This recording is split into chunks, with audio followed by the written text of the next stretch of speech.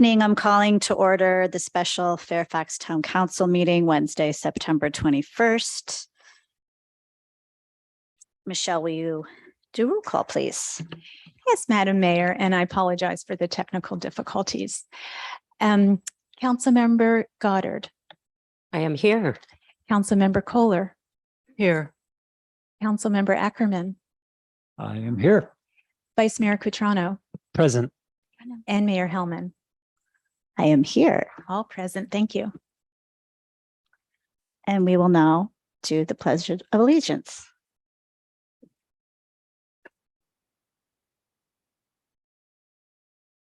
Pledge allegiance to the flag of the United States of America, and to the republic which stands one nation under God, indivisible, with liberty and justice for all.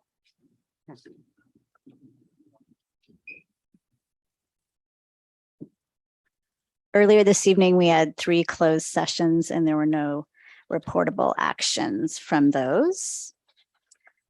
May I get an approval of the agenda, please? Or may I get a motion to approve the agenda, please? I'll move to approve the agenda and affidavit of posting. Do I have a second? Second. Are we continuing 2 items? We wait till we wait. Okay.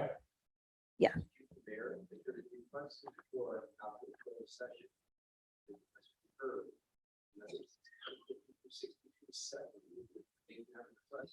I'm going to defer to my city attorney because I honestly don't know what you're referring to. No, there's been a report out. There's been a report out of closed session. You can make your comment at public comment if you like.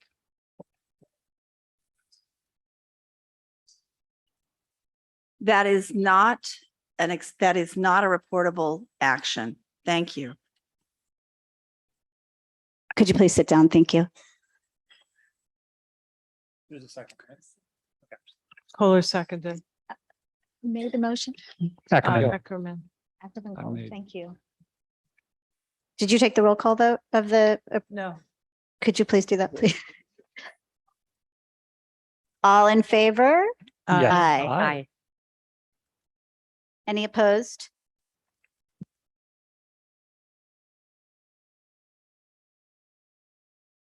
Okay. Councilmember Goddard, would you like to read the land acknowledgement? Thank you. I would be honored. The Fairfax Town Council acknowledges that we are located on the unceded ancestral lands of the Coast Miwok people of present-day Marin County. We honor with gratitude the land itself and all of its ancestors, past, present, and emerging. Thank you. As far as meeting protocol, the mayor shall maintain order at the meetings. The council and the audience are expected to refrain from using profane language and or ridiculing the character or motives of council members, staff, or members of the public, and to maintain the standards of tolerance and civility. The council will review the agenda at 10 p.m. to ascertain which items, if any, will be continued to another meeting. Any matter not started by 11:30 will be continued to an adjourned or regular council meeting unless the council votes to suspend this rule. Moving on to the consent calendar. The council may approve the entire consent calendar with one action or vote. Alternatively, items on the consent calendar may be removed by any town council or staff member for separate discussion and vote. The opportunity for public comment on consent calendar items will occur prior to the town council's vote on the consent calendar. And I understand that there is a request by staff to continue items number 1 and 2 to our October 6th meeting. Is that right? Yes, that's correct. Okay. Do you need a motion? Yes. I'd like to make a motion to move items 1 and 2, continue those till the October 6th, 2022 meeting. Can I have a second, please? I'll second. Okay, motion caller and second Goddard. All in favor? Aye. Aye. Any nays? Okay.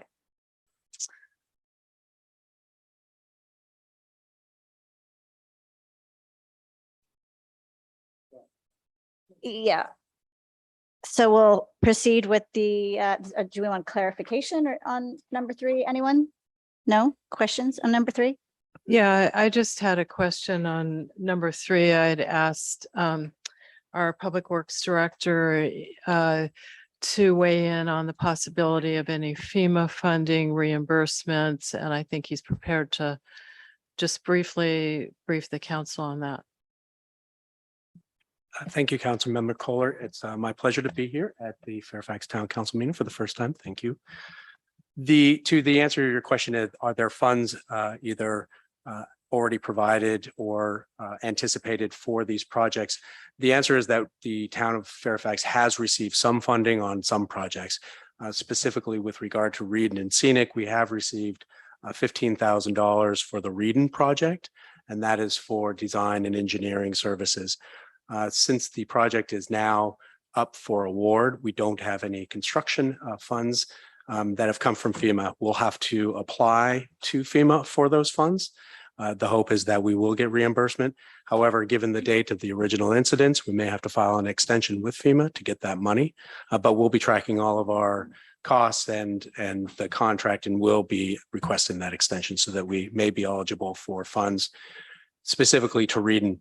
It's my understanding that the Scenic project was rejected as a project for reimbursement, and there are some reasons that were noted in their rejection of that project.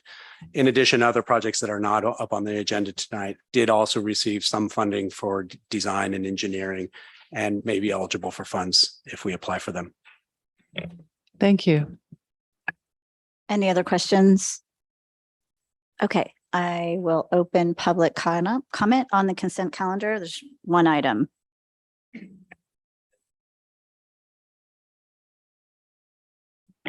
Thank you. In the past, I've made many requests to pull something off consent calendar and have it discussed on the floor. And Madam Mayor, you have not acknowledged those requests, and you've not properly followed the rules of order. And I'd like to encourage you in the future, although I don't have one today to pull off, that we do follow those rules. These rules are in place, so we all have an opportunity to understand how our government is spending our money.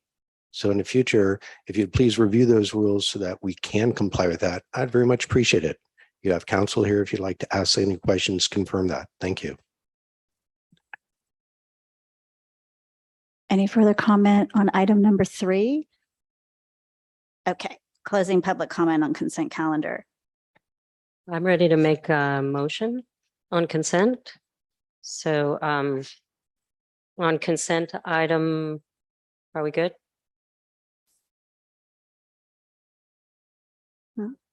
I'm going to pause for a moment. Oh, Just, we just need to go a little bit more slowly. sure. So, and Michael, I'm going to ask you not to come up to the mic anymore until the mayor invites the public speaking, and that way, because it was it's going too fast. We need to ask the Zoom audience if they want to raise their hand for public comment. Sorry about that. We're No, still that's getting okay. into the flow of Yeah, being back in person. My apologies to the members of the public on attending via Zoom. Are there any hands raised? No, I do not see any hands raised for this item on consent. Yes, I do see a hand raised.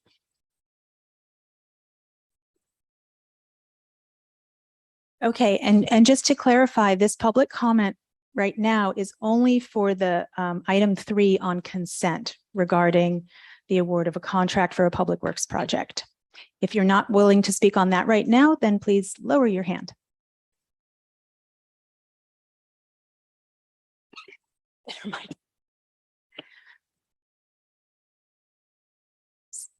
Susan Malloy, I see you've lowered your hand. Yeah, right. Okay, I believe there are no speakers on consent. Is that correct? Anybody, if you want to speak on consent, raise your hand now.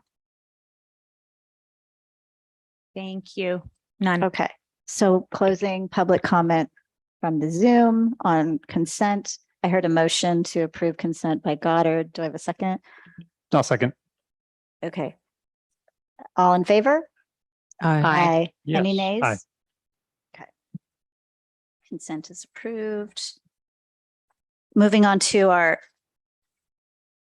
regular agenda item, introduce ordinances amending Title V of Town Code, Chapter 5.54, just cause evictions, and Chapter 5.55, mandatory mediation for rental increases with a rent stabilization program. Janet, I am going to hand it over to you. Okay, thank you. We took the direction from last time and tried to take the model ordinance, separating out the section on just cause evictions, placing it into and modifying Chapter 5.54 of the Town Code for just cause evictions, and then the rest of the model ordinance into Chapter 5.55, which was mandatory mediation for rental increases, and it then became a rent stabilization program. And I believe that in reviewing what we did and that there are a number of changes that still need to be made to this. So I am recommending that we continue this item, hear public comment, of course, people are here, but continue any action on this item until the October 6th meeting, regular meeting on October 6th. And we intend to make additional changes to specifically Chapter 5.55, centered primarily around changing the rent board, the provisions for the rent board. A separate and autonomous rent board would not be something that we'll leave in. We'll take that out. Right now, it talks about the town council being the interim rent board, and we will have that be more of a, as has been discussed at the meetings, a rental appeals board. And so the provisions for a separate autonomous rent board will be removed. There'll be a number of other changes to make sure that 5.54 and 5.55 work together, and that there aren't any contradictions with those two chapters. And just basically simplifying, I think it will help some of the questions and concerns. Okay, so we'll hear from what the council has comments and proposed changes. We'll hear from you on these after public comment. But if anyone has any questions about what Janet just stated, not questions about the actual ordinances, but about what she just stated. Otherwise, I'd like to go to public comment. Okay, so you don't want any questions on the actual ordinances, even in the form of just a question? I'm happy to wait. As long as you Just don't one- promise that you're not going to open a can of worms. Yes. That I'm not what? Not going to open a can of worms. Oh, no cans of Okay. worms. You never know what's a can of worms. Yeah, so I just had a question in ordinance, the ordinance, the mandatory mediation for rental increases, which was supplement attachment B. And just under section 5.55.070, it talks about said board that you were referring to as a rent stabilization, just cause, and community stability board. So I just wondered if I could get some clarification on that. And I'm happy to wait because we are Yeah, going we to should come wait. back and talk We should about, wait.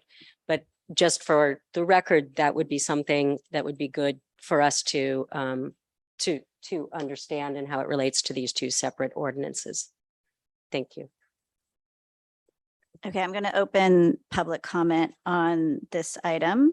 And can I get a show of hands on the Zoom, please, if you are interested in commenting on this item? If there's more than 20, I think we're going to need to reduce the time limit just to get a gauge. There's a good 15 people here. Right now we have 28 attendees and 7 raised hands. Okay, let's do 2 minutes. Thank you. Are there any members of the public who would like to speak on this item? Can come to the podium, please.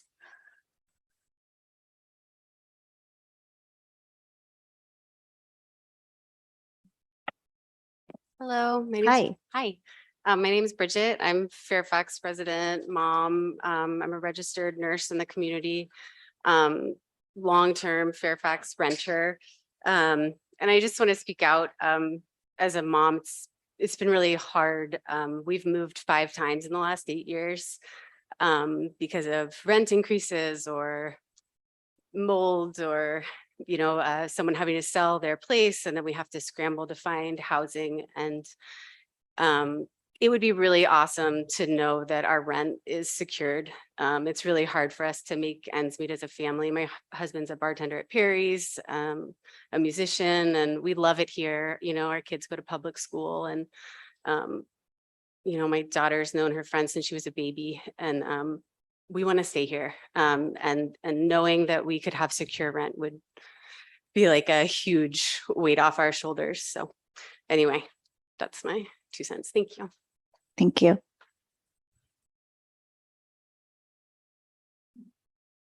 Hello, Hi. my name is Jill Kurth. I'm a Fairfax resident and homeowner. I've had the privilege of living here for just over a year, and we are so lucky, all of us, to be able to live here and live our lives here. Not only have I personally benefited from rent stabilization practices many years ago, but I'm also trained as an urban planner and economist, and I'd like to offer the City Council my perspective from the totality of my experiences.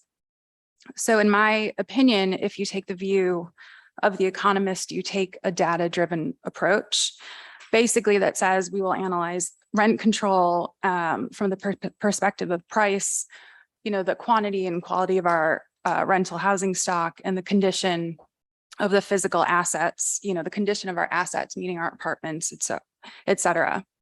And as an example, you might take the view that rent stabilization deters homeowners, for example, to reinvest in the upgrade of their homes and their rental units. And this data-driven approach is a perspective that I do not encourage you to take. I encourage you to take the view of the urban planner and engaged citizen, which is a people-centered approach. And my view is that I'm pro rent stabilization. I urge you to pass this. I believe this is a human-centered one, as you just heard from the prior speaker. And fundamentally, it's one of inclusivity.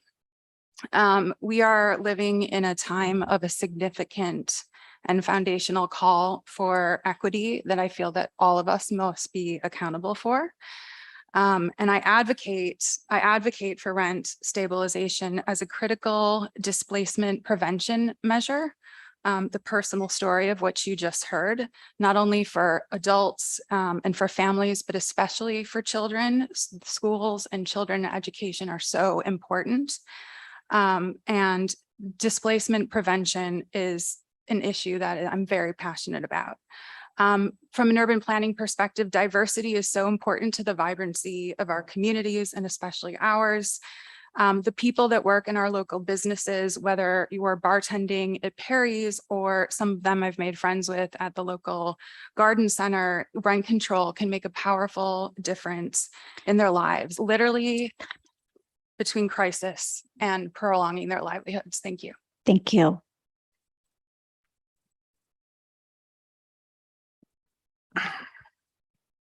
Good evening, council members. My name is Kurt Reese, and as I believe all of you know, I'm a San Anselmo renter, a co-chair of the Marin chapter of the Democratic Socialists of America, and a co-chair of our campaign to establish rent control all over Marin, starting right here in Fairfax. If I'm able to get the 4 minutes for representing an organization, that would be appreciated.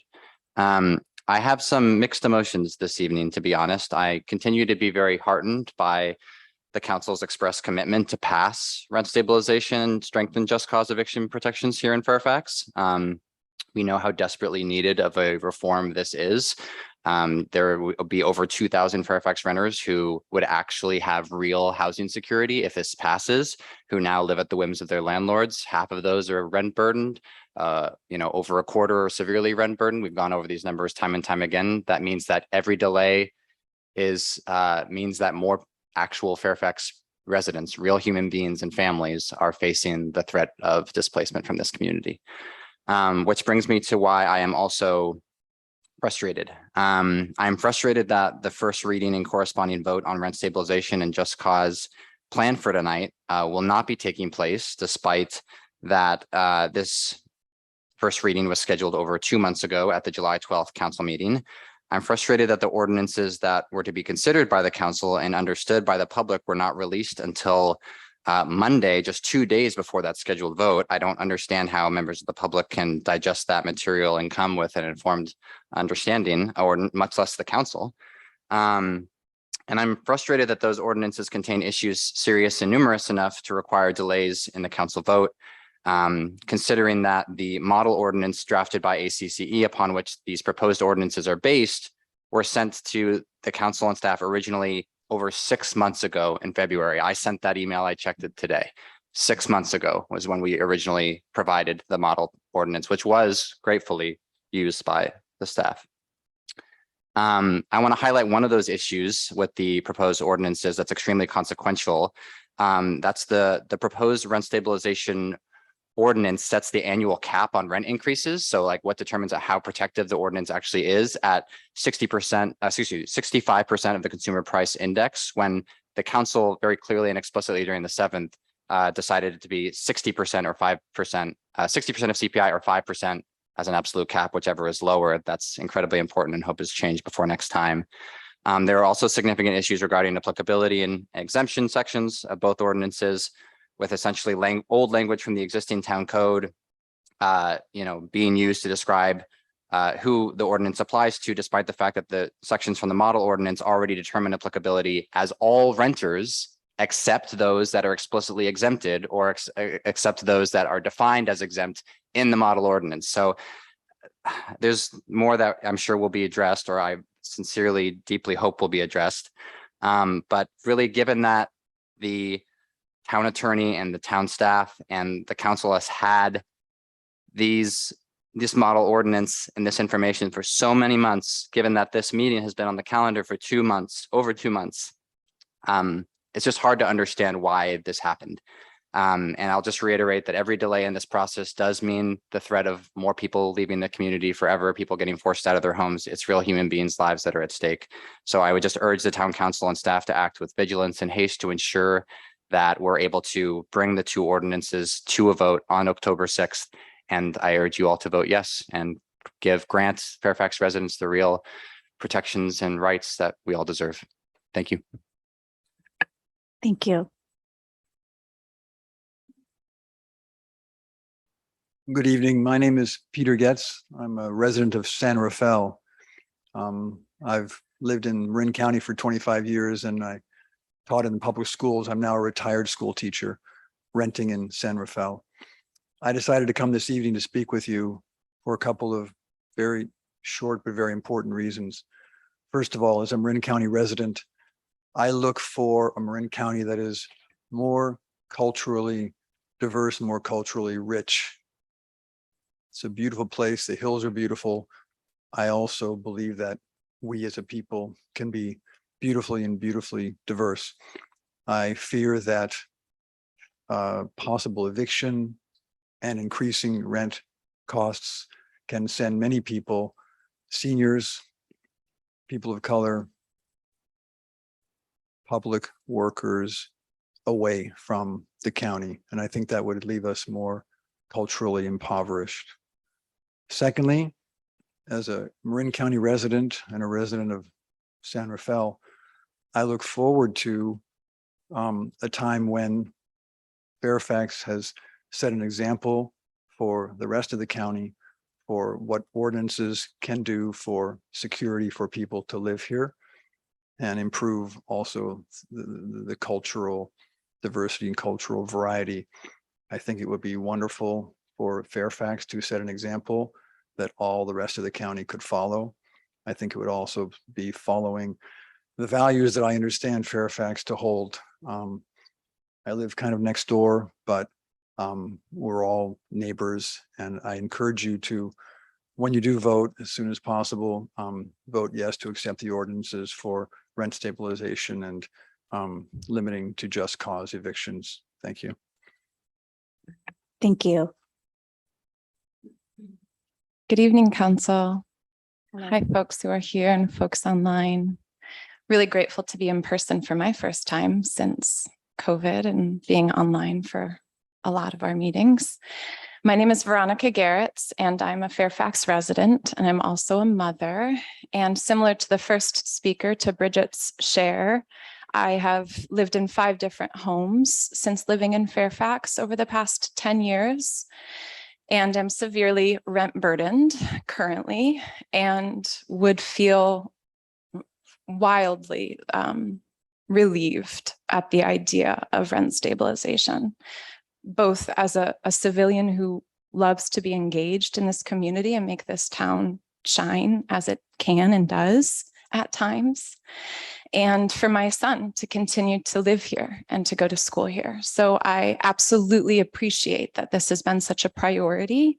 I second Kurt's frustration in the idea that it's getting asked to the vote or action on it is getting moved to the October meeting, and request similarly as he did that we ensure that what needs to happen ahead of that meeting does take place so that we can take action on it and not continue to move things that has happened in this town that feel incredibly progressive, and landmark moments and opportunities get kicked down the road until they're not able to come to fruition. And I really hope that that doesn't happen with this opportunity. So thank you for believing in it and taking the opportunity to let Fairfax be a model, not just for Marin County, but for the state of California. It's huge. Congratulations.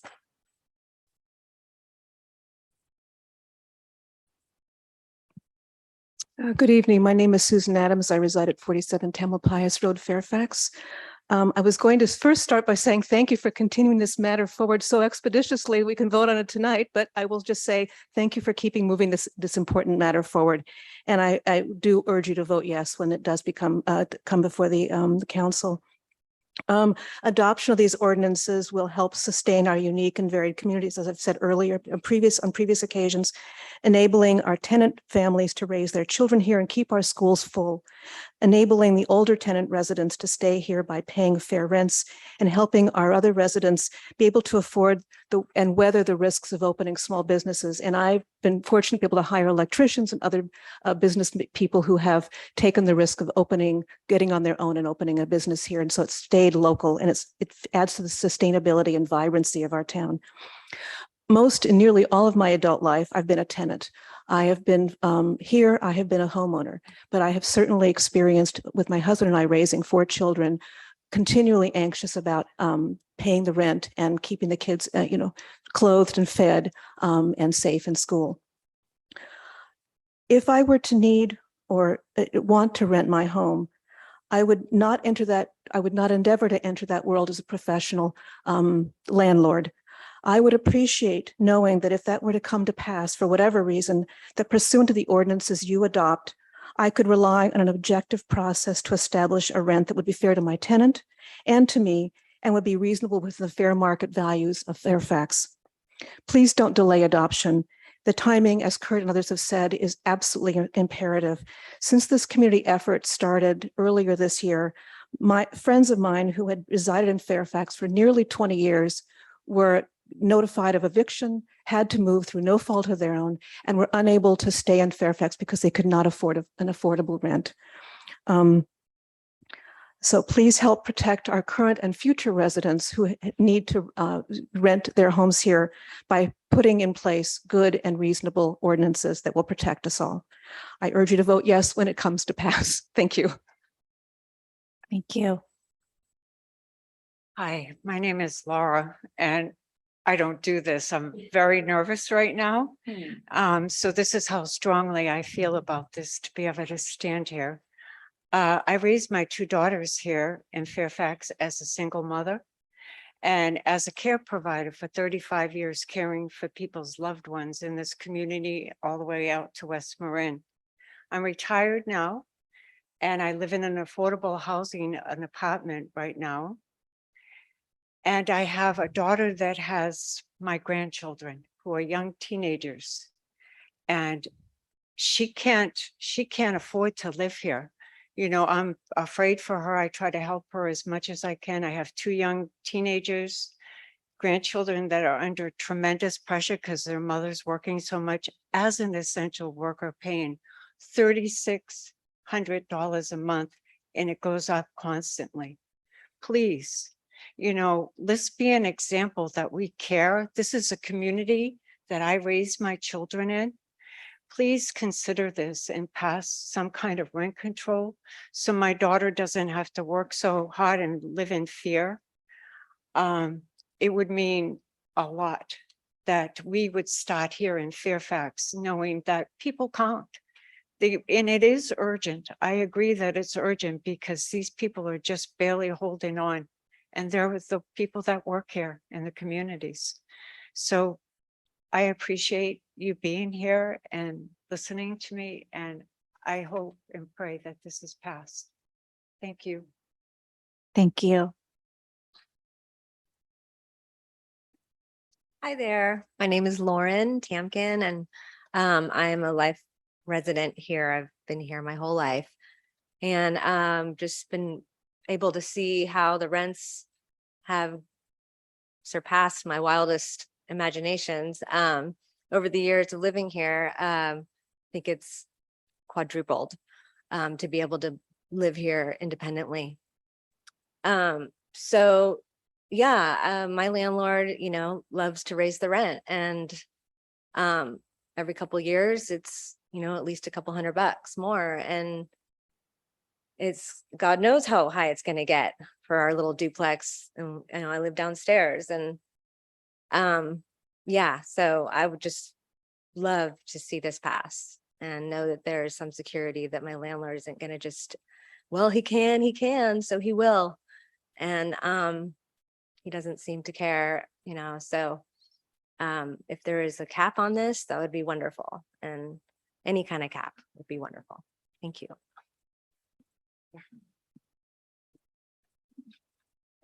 Good evening. My name is Rainiero Miranda, and I've been in Fairfax for a year now. This is finally the place where I want to settle down after being in Mill Valley and San Anselmo, but this is home for me. So I'm a therapist, psychologist. I have my office about 2 blocks away from here. And I also contract with several agencies in the community in Marin County, work with low-income families. And as I said before, this is top 3 of the issues that I deal with, perhaps after emotional issues and substance abuse, but housing is a big one. It brings a lot of stress to families. It obligates parents to work overtime and not being able to be at home with their kids, even when they need to be, because there are problems at home. Home is everything. As a psychologist, I can tell you there are 2 things that make who we are. One is home, a place to heal, a place to belong, a place to love, a place to play and unwind and feel safe. The other one is where we want to go in life, you know, our dreams and our objectives in life, our potentials. But we need home for that. We need to have a place so we can think ahead of where we want to go. So I urge you to please consider that, to keep the people that work here, to stay here in Fairfax. That's what makes a community. And one more thing about the so-called unintended consequences, there are going to be unintended consequences. You know, if we look back at when Abraham Lincoln wanted to end slavery, I'm sure his advisors told him there's going to be incredible and unintended consequences. Yes, I mean, think people are going to be affected, changes have to happen. So we have to go through that because it's the right thing to do. It's just the right thing to do. The problems that will cause these changes we'll have to deal with, but this is the right thing to do. Everybody needs a home. Home is a right. Thank you. Thank you. Hi there, my name is Sarah Chappelle and I'm from here. I grew up here, I went to high school here, I've worked here my whole life. I raised my 2 children waitressing locally. And in the last 10 or 15 years, my entire life has gone from being about a life to being about how to survive. And I feel pretty crappy about that because these are the last so-called good years of my life. And just as an example, the rent has gotten worse and worse and worse and worse and worse. And you know, the California so-called rent control is no rent control at all. They raise your rent $200 a month every year. They are evicting you basically because you can't do it. And my particular home of 16 years has just been bought by the horrible type of corporate company that we're all worried would buy it. They've not only raised the rent as much as they could, as we are trying to catch up after a pandemic, they have assured us that they will raise it as much as they can every year from now on. Furthermore, I just want to interject because I think it's part of the package. They have instituted something called RUBS billing, which is to take one water meter and try and divide it between all of the residents with very suspect ways of doing it. It's banned in a lot of places, and I think it's part of the package that sub-metering for each unit would be required, and that's vitally important because what they're trying to do is really just circumvent rent increase limits by calling it utility billing. In fact, they put the two together in the payment. So that's just something to bear in mind. I need to be able to live somewhere. I need to be able to live and look at the faces that I grew up with and that I waited on. My children need to have somewhere to come over on the holidays. I can't live anymore after having worked my entire life. I could be the poster child for the Republicans, though I'm not one. I urge you to pass rent stabilization. I wish it was even a tighter package than is being presented, because even that is a lot of money. And I urge you not to kick it down the road as much as you cannot kick it down the road, because I've just sustained one rent increase. And if it isn't done very soon, I'm going to sustain another, and I won't be able to sustain it. I will lose my home and I have nowhere to go. And I've been a contributing, beloved member of this community my whole life. So I call upon your mercy. Thank you, I Sarah. really do. Yeah. Thank you.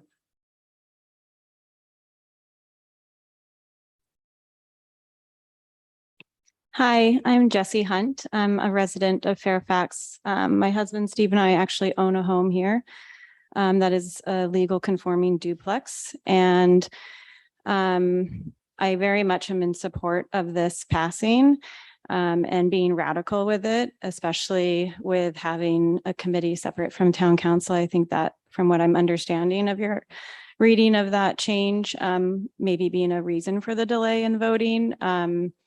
I think that's important. And the reason I bring this up, I grew up before I graduated high school in 4 states and in 9 different homes.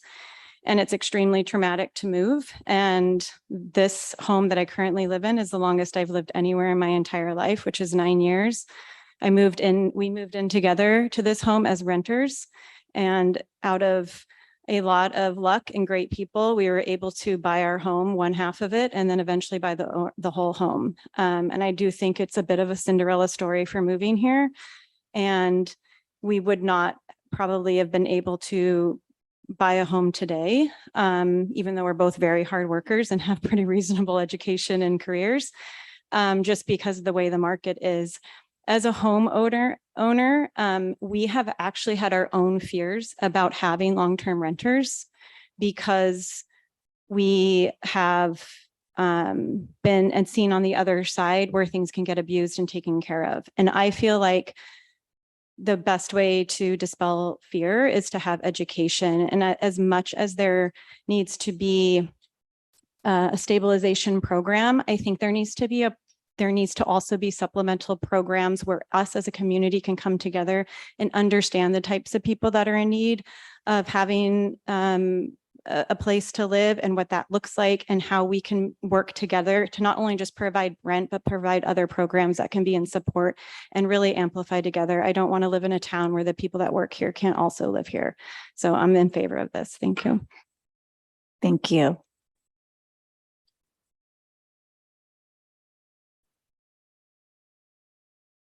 Hi, my name is Wendy, and as I was outed, not by my own choice at the last meeting, I just want to say that yes, this was inspired by me years ago now, but it didn't save me, and I was forced to leave Fairfax after 11 years here. But I worked on this issue long before it came up to try to help me. And I worked on this issue and it came up the last time it came up, not just for my sake, but for my sake, it was for everybody else after me that I worked on this for. So I feel much the same way as Kurt, but I've been begging for these laws to be stronger and to have any laws at all for many years before this is coming up now. So I'm extremely grateful to all the renters who are coming up now to speak and be honest, because I know it's not easy and I know it's dangerous too, possibly. So I want to honor all the renters who are speaking out finally. And I really wish that the new laws that you pass them, but I also really wish that they would cover all renters possible. I understand the Costa-Hawkins Act. We can't do much about that. But besides that, I really hope that this law in some way can cover all renters and not just ones that are registered. And I really hope that once we pass these laws, that there's actually stronger and that they actually protect people. And I really hope that it inspires the rest of Marin County to pass laws like ours. Thanks. Thank you. Thank you. I hope there will also be an open time for general comments not on the agenda. I did not see it on the current agenda. But speaking to the issue at hand, I do hope that when we draft this ordinance that we look at different aspects of it, because as Wendy just cited, yes, the Costa-Hawkins Act will preclude any and all new developments, first-time occupancy after 1995. So if you really think about it, those units that are rented more affordably are generally antiquated, smaller, and older. So you're really encouraging removing that type of housing from the general marketplace. All affordable housing is also excluded from rent control. So again, we're making that a smaller and smaller stock. If you're going to have a rent control to really address this, because it does in some ways impacts one part of the market greater than another, you may also want to look at what those base rents are currently in place. I believe because of my particular zoning, I'm exempt from these type of rulings, and we're welcome to discuss that later time. But I do look for an overall community. So I have, for instance, one tenant, because there are different difficulties at different times when the rent was increased, that is currently sitting in a 2-bedroom, 1 bath with washer and dryer for $1,400 a month. And I have other smaller units closer to $1,100.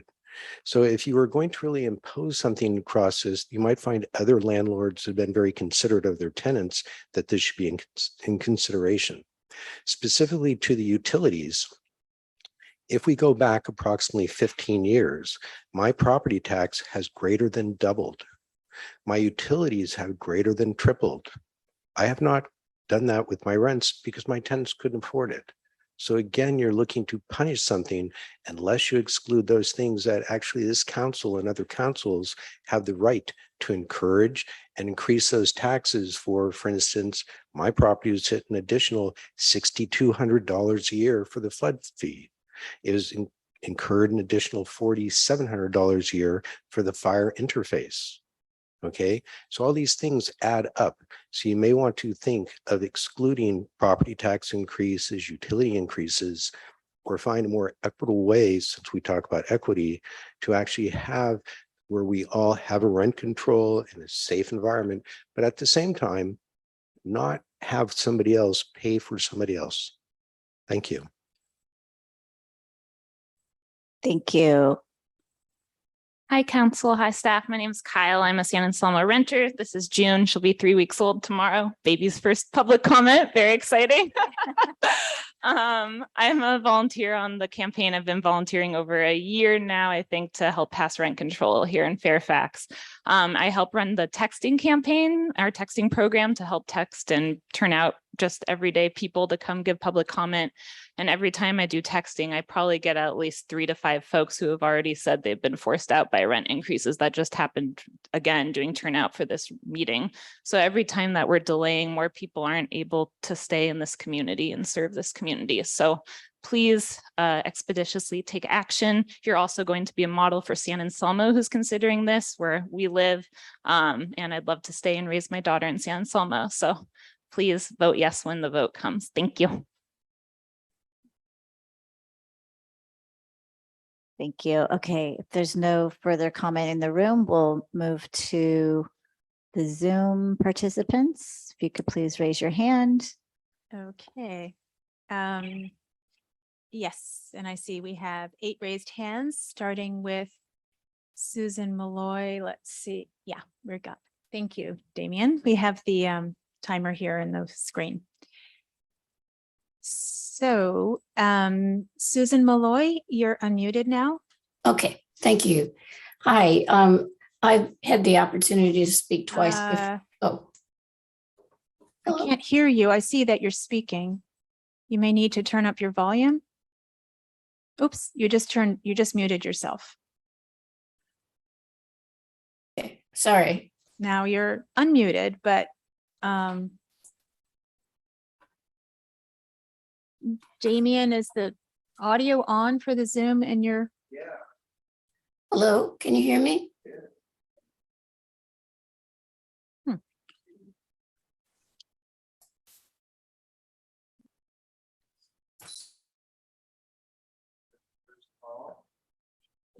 Yes. Did you have a suggestion?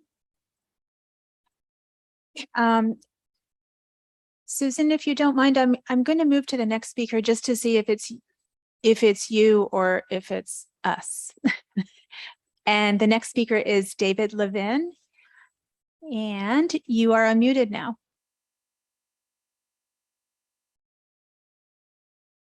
You have to unmute. There you go. Hi, can you hear me okay? And I see he is talking and we can't hear him. Really sorry, everyone, that we're having these technical difficulties. We just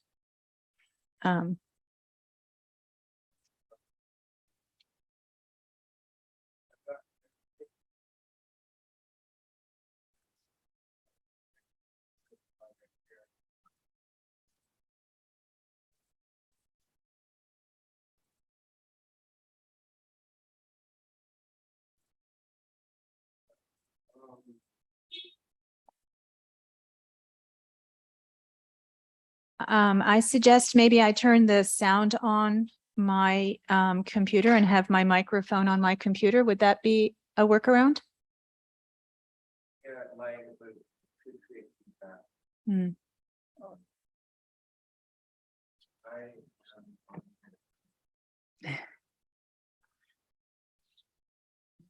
Yeah, why don't we try it? Okay.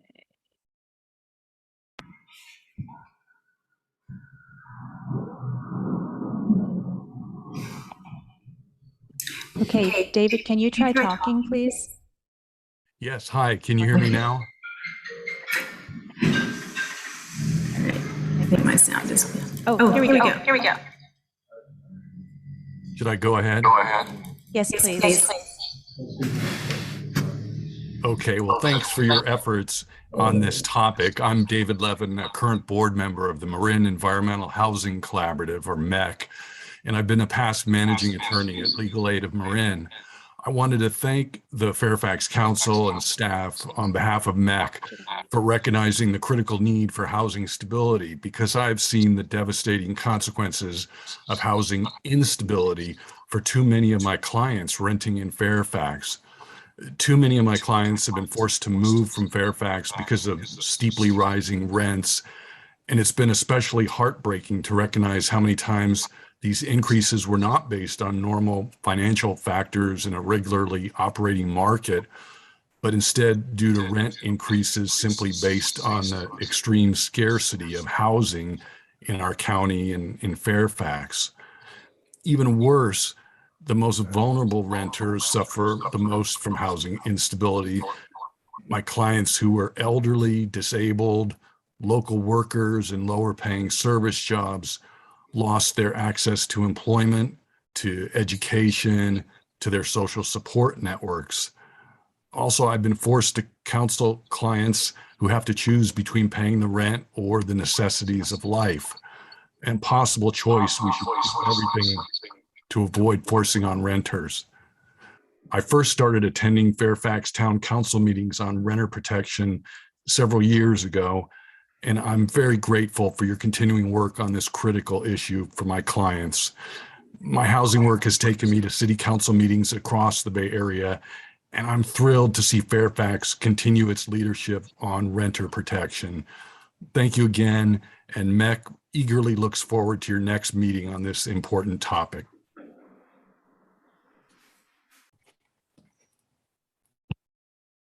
Thank you.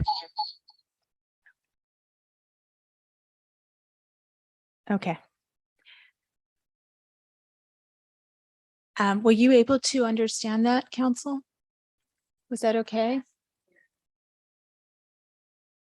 If we could all just like limit our. Okay, I'm going to try and keep it closer here. Okay, so Susan Malloy, I'm going to call on you and have you on my speaker. Just try not to speak too fast, I guess. Okay, and you're unmuted now, Susan. Hi there. My name is Susan. Can you hear me? Yeah, okay. And I live at Bennett House in Fairfax, and I've had the opportunity to speak twice before. But tonight I want to briefly talk about the economics underlying this proposal. Our housing markets in California and the nation have experienced an unsustainable increase in home prices and rents. The ratio of housing costs to average income stayed in relative equilibrium throughout the 20th century until the late decades. Some economists believe that the deregulation of the financial sector has been the underlying cause of housing price inflation, along with public policies on taxation of landed property. These are large forces that our town can't change in the short term, but we can intervene in the market to help tenants who are the most vulnerable among us. Other productive nations provide tenant protections similar to what our council is considering. Germany, Switzerland, and Sweden, to name a few. We should value tenants in our town, our region, and our nation. So much of our public policy has valued homeowners and rental property owners. But this is a time when we need to protect and value renters and consumers. Few of the younger generation will be able to buy homes. So let's make renting a secure and decent way of life for our citizens. Thank you. Thank you. The next speaker is Erica Milligan, and you are unmuted now. Hi, this is Erica. I'm a homeowner in Fairfax, and I want to thank you again for meeting on this issue and continuing to support this issue. I fully support rent control in Fairfax and the just cause eviction ordinances. I also want to thank the town and its employees for all your work on this issue. And I want to acknowledge the effort being made by the community to get this information out to people, to gather people together and make this political process accessible to our community. I know that there was a continuance. I know there was a delay, and I'm going to reference what Kurt said about the urgency of this issue.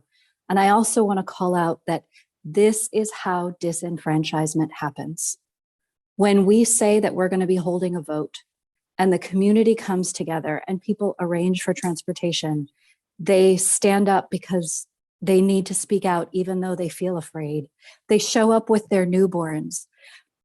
This is, and then we don't vote and we don't do what we said we were going to do. That is how you disenfranchise people from our process. When we can't meet deadlines, when we can't deliver quality work on time, we put the burden on the most vulnerable people in our community to continue to show up, to continue to advocate, to continue to be vulnerable and tell you their stories over and over again because we couldn't meet a deadline. It's a systemic imbalance, and I think it needs to be noted. Thank you.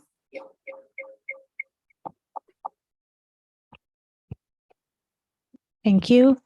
The next speaker is Kelly Newman, and you are unmuted now.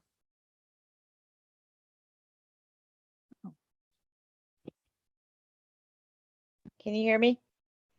Yes. Okay, so I wanted to talk about mom and pops in Fairfax. I'm a teacher, and a lot of them are breaking the rules and are clearly under the radar. And I paid $25,000 tax-free to them over the past year, but was treated really badly. I chose them on Buena Vista as an expensive alternative to the expensive standard apartments for me.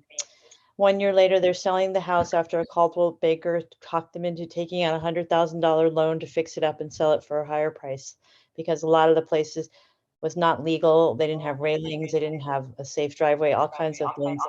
And then they just gave me 30 days to vacate. I checked the rules, and they're not following the unincorporated Marin County rules, which do not allow these type of evictions until September 30th. The landlord gave me a letter with the information about moving out for 30 days. I'm a lifelong renter. I never have had to sign a letter when I moved out, especially because I was a good tenant, paid the rent, and with no problems. So I looked it up, and I was not obligated to sign it. So I told them that, and they wrote, before that, they wrote me a really nice letter of recommendation. Then I did not sign it. So he retaliated by turning off the internet, which affected my phone, jeopardized my safety because I had COVID.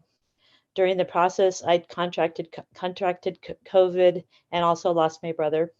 The landlords were rude and heartless towards me because they just were looking at me as a dollar sign. And they were under the radar. And while I was looking, I've been looking for a place, people charge market rate, everybody identically, oh, $2,200, or like zombies saying all the same price, which is a lack of flavor, interest for people who are not loaded and just renters. So it's basically, it seems that real estate and market rate are controlling everybody, including the owners of mom and pop units. And this puts the realtors as winners, which seems to be all over California, where you go, where just coffee shops and real estate offices are the surviving businesses. I almost had another place, spoke at length with the owner, and then 2 later, she said she spoke with her realtor, who advised me it was against a good, bad idea because I have dogs. And she sounded like a zombie. And it's clear that the real estate market is gobbling us all up. And Kelly, excuse me. Yes. You only have 2 minutes. I'm done almost. Greed. All I wanted to say is greed is contagious, but so is honor and goodwill. Thank you. Michelle, is the clock on the screen? Is that Thank you something very that might be much. helpto to? Well, that's what we were the trying to audience figure out, members? why this screen is going in and out of, it keeps changing. Oh, okay. This is our projector laptop. Got it. And for some reason, it's sometimes all right showing it. And Yeah. so we're trying. Yeah. We're It's rolling just with one of it. those nights. Yeah. Okay. So the next speaker is Ned Monty, followed by Ellen Loveledge. And Ned, you are unmuted now. Hi, Council. Thank you very much for your work on this topic. And I am a Marin resident, 10 years, and I'm also a landlord in Marin. I care deeply about Fairfax. I care deeply about the community of Fairfax. I urge the committee to think about the unintended consequences of what could happen if rent stabilization is put in place. We've heard at least 2 renters talk about the horrible corporate companies that will come in and take over and will have no involvement in the community and will most likely allow the housing stock to go in the wrong direction and fall into disrepair. I am, like I said, a very long time resident in Marin. I believe strongly in Marin. I love Fairfax. I spent an enormous amount of time in West Marin, mountain biking and doing all those things. I love it. And I think the community is amazing.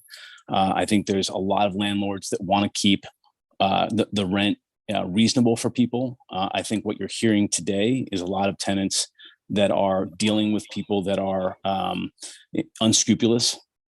And what I would urge the committee to think about is the unintended consequences around rent stabilization. Large corporate owners coming in, having no say or having no involvement in the community and pushing rents in the wrong direction, bringing their legal resources to fight them. Also, the unintended consequence is making sure that, and I think what I'd like to offer in closing is a solution of applying the ordinance to 5+ units, apartment complexes, so that there is time to assess the unintended consequences that could come and impact the community. And if we're concerned about the community today, I would be much more concerned about large corporate owners coming in and impacting or not having any involvement in the community. I thank you for your time and your work on this topic. Thank you.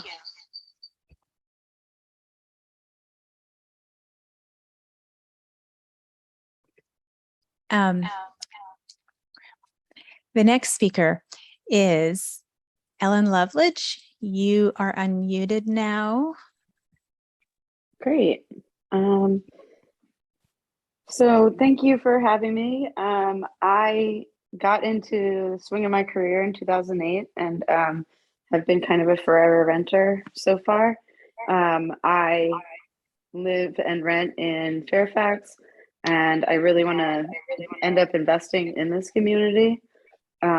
I need rent stabilization to make that happen. And so many of us are one rental instability away from having to leave our community. And I think it's really important to pass rent stabilization as soon as possible. Thank you.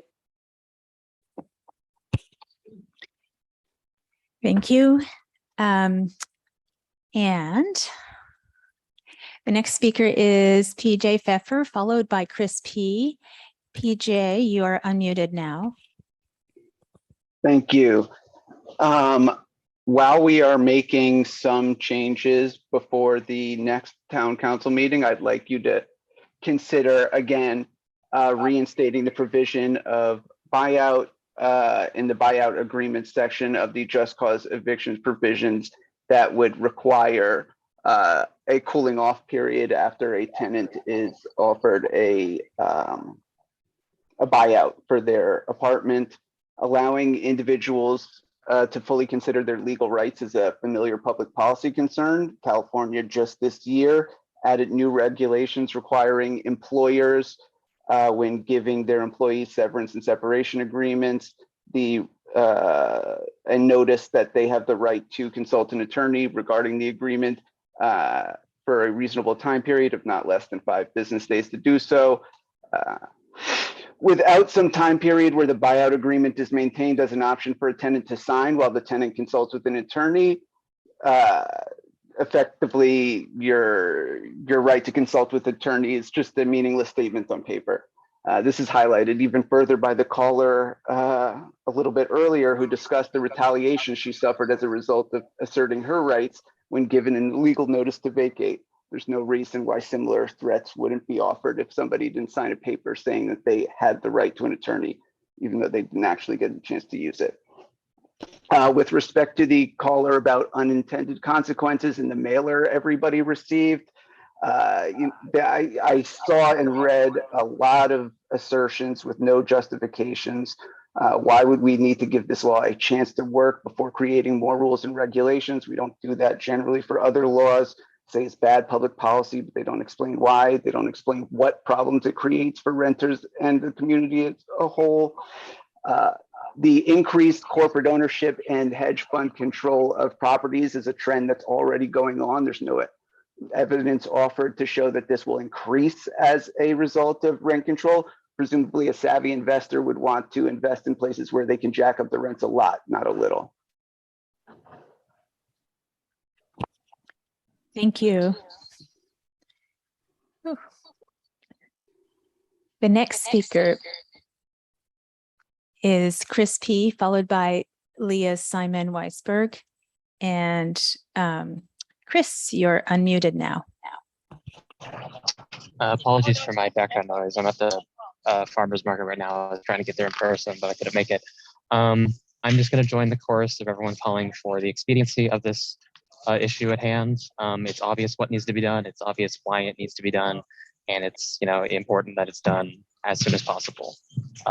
Thank you so much for your time. And I appreciate everyone else that has turned out here tonight in favor of this ordinance. You are all important members of the community, and we love to have you here. So thank you.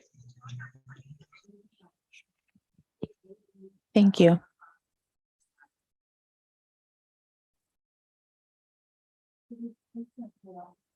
You can't hear it.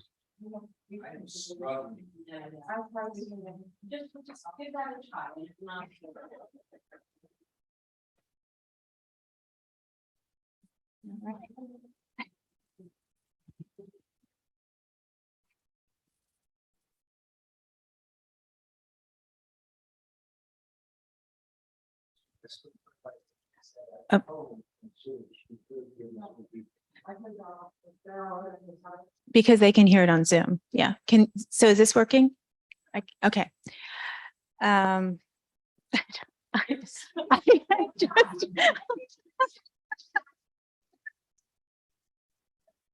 Thank you.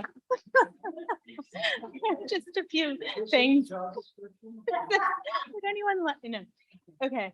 So the next speaker is Lee Simon Weisberg. We're trying a new mic, and you are unmuted now.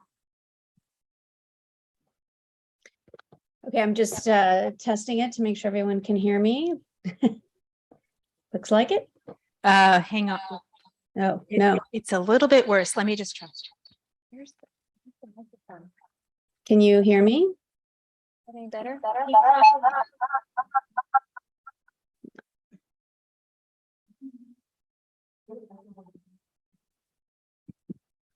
Sorry. Thank you. Whoops. Okay, we're going to try the other microphone again. Hang on. Okay. Hi, I have many laptops and microphones and remotes. So you're unmuted now, and let me just get this stuff. Okay, would you mind trying again? Yes. Can everyone hear me? Yes. Thank you. My name is Leah Simon Weisberg, and I am a tenant attorney. Seems like it's echoing a lot. It is. I'm not sure why. If you speak a little slowly. Okay. So I just want to point out a few things that we've learned over the last 50 years with rent control ordinances in place.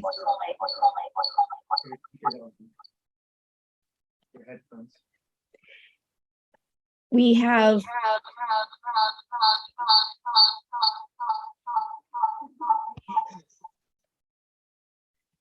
yeah. You want me I'm to- sorry. I should do what?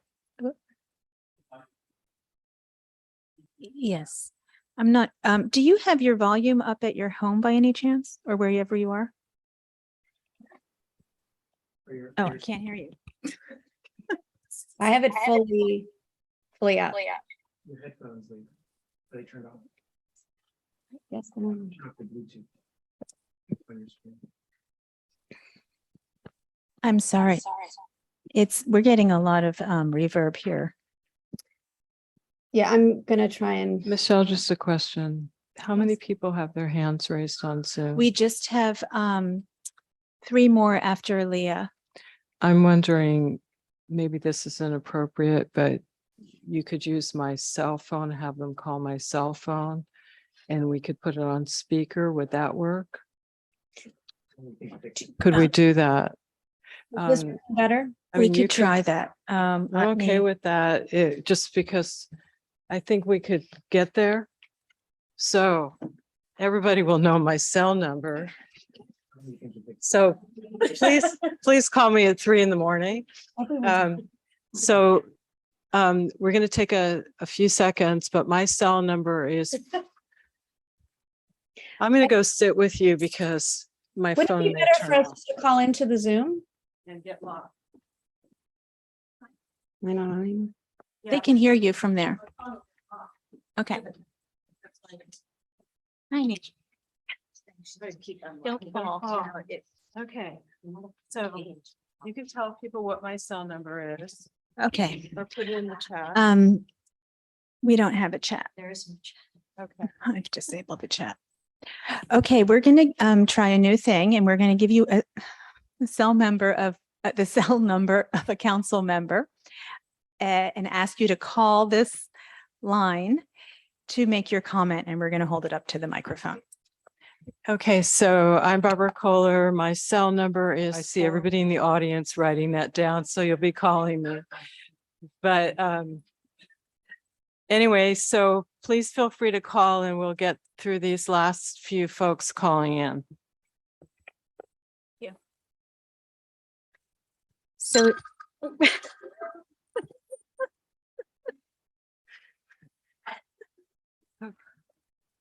Okay, we're ready. okay. If you This just is Leah Simon Weisberg. hi, we can hear you. Great. Again, I am a tenant attorney. I've been practicing for 20 years across California, and what has been really beneficial in terms of these policies is that they've been in place in California for over 50 years. And through every economic crisis, the communities that have rent control and just cause have bounced back faster and have experienced less impacts and instability, whether it has been, frankly, an earthquake to the foreclosure crisis. And so we know that there are not these surprise unintended consequences. In terms of this distinction between corporate landlords and small landlords, this has been something that the apartment association and the realtors have been polling, because they know people in California realize that landlords like Blackstone that have, purchased lots of properties, and the financialization of housing has created huge impacts, and people are concerned. But this is a false distinction. All tenants deserve protections and need protections. All tenants whose children are in our public schools need the same protections, whether their landlords own 6 properties, 10 properties, 2 properties, or 100 or thousands. And so it's from that perspective of the tenant that you're protecting that you need to be passing these policies. And so the good landlords who don't raise the rents and don't do these bad things, then these regulations won't have an impact. So I really, it is very important to protect all tenants and not distinguish based on the kind of ownership. Thank you. Thank you. That worked really well. Thank you. Did everyone? So I see the next speaker is Lucy Hollingsworth. Lucy, if you want to call. Hello, you're on the air now. Is that working? Can you hear me okay? Yes. Well, good evening. I'm Lucy Hollingsworth, a senior attorney with Legal Aid of Marin and a member of Marin Organizing Committee. Marin is losing its naturally occurring affordable housing at a record pace, and Fairfax is no different. The state rent cap is currently 10%. In the words of the esteemed author of AB 1482, former Assemblyman Chu, this is the best we could do, and we know it is not enough. Do the math. An annual 10% rent increase on the average two-bedroom rental in Marin is approximately $320 per year. This is not, per month. This is not sustainable for Fairfax's low-income tenants who are disproportionately represented by people of color, seniors, persons with disabilities, and single-parent households. Fairfax is also facing a housing element cycle that requires the town to affirmatively further fair housing by, in part, protecting low-income tenants and preserving the naturally occurring affordable housing that currently exists. A rent stabilization program and strong rental protections would go far to meet this obligation. Without a commitment to tenant protections, a housing element will be rejected. The majority of Legal Aid of Marin's resources are devoted to defending tenants from eviction, and this is because the need is so incredibly high. We have been inundated with calls from tenants. They are seniors in the same rental units for decades, whose fixed incomes are now forcing them out into a changed rental market that they will never be able to afford. They are single parents that face uprooting their children and moving away from their support system. They are tenants that have been living on the edge for years because their housing costs were too high, sacrificing their ability to save for emergencies such as a pandemic. The consistent theme is a valid and real fear of homelessness. Fairfax must come through for these tenants who are also your neighbors and your friends. Thank you. Thank you. The next speaker is Spirit. And Spirit, if you want to call. I think you have the number, Spirit, but if you need me to repeat it, go ahead. And you probably want to tell them to mute their Zoom if they're speaking into their phone, right? That's why they're getting the feedback. Yeah. Well, I'll repeat it so everyone here can have my cell number. Oh, there it is. Hi, Spirit. You're on the air. Hi. Okay, I hope it's working. Thank you. Yeah, my name is Spirit Wiseman. I've been a realtor in Fairfax for 25 years. And one of my clients and friends called me and said there was some kind of mailer. I'm in the car. That some kind of mailer came out saying something that the Marin Association of Realtors was saying these corporate, landlords were going to come in. And I just want to say that, I'm here in Fairfax working real estate. I've sold 5 places this year, and we're not seeing that going on. And that's just some kind of scare tactic. And, my friends and I, we want, my realtor friends, and we want regular people to live here. We don't want our friends to have to move to Corvallis. We want the young families to be able to keep their children in the school. So it's been difficult to watch the rising, things are balancing a bit, but watching, the prices go up so high. So I really support, and I know my other realtor friends do, we want rent control. We need to temper people's greed. So I just ask the council to please, look at this seriously, because we really do. We just want, I've lived here in the 70s, and we just want our people to be able to stay here and our families. Okay, thank you. Thank you. The next speaker is Linda McCarran. If you would like to call in to this meeting to make your comment, call this number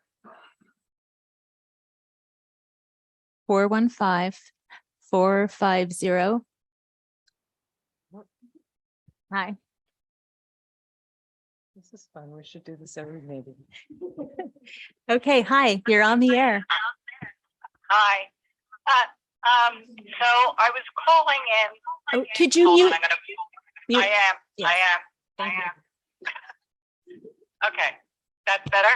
Yes, thank you. Great. Hi, thank you, everybody.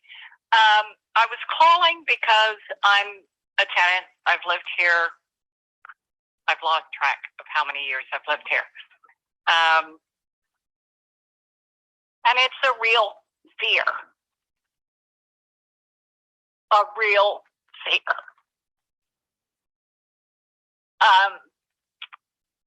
The apartment complex that I live in has, I don't know, a couple of years ago been purchased by a corporation. Every year the rent's gone up. And we've all lived here together, supporting each other, helping each other. And slowly but surely, people have had to move out because a corporation has come in and just squeezing everybody out. And it is really scary. You know, I'm one of those people. I have several jobs. And, you know, still live paycheck to paycheck. And it is a scary aspect that, you know, possibly next year, I'm not going to be able to, or not next year, this year coming, when the rent goes up again, I'm not going to be able to afford it come November. And where will I go? Will I be somebody living in Perry's Park? And I'm not trying to exaggerate or over dramatize. It is really scary. And I don't know if I can ask this, and I'm not trying to be, what's the word?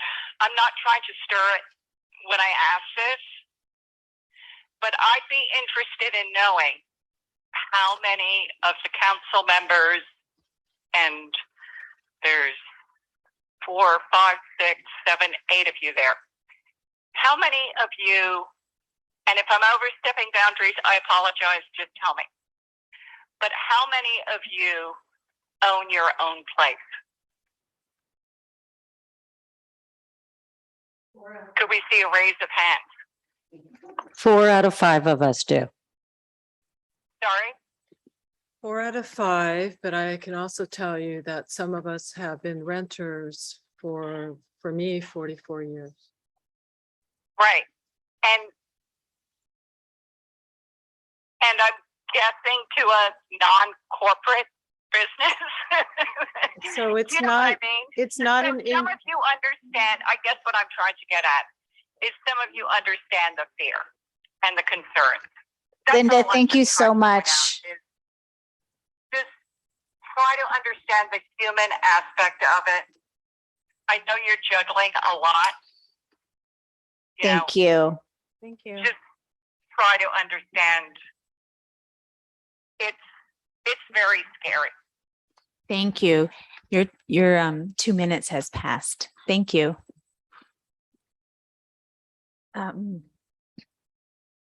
there any more hands? There are no more raised hands, Madam Mayor. Okay, I'm closing the public comment on this item. I do think we're due for a bathroom break. Thank you, Barbara, for that creative solution.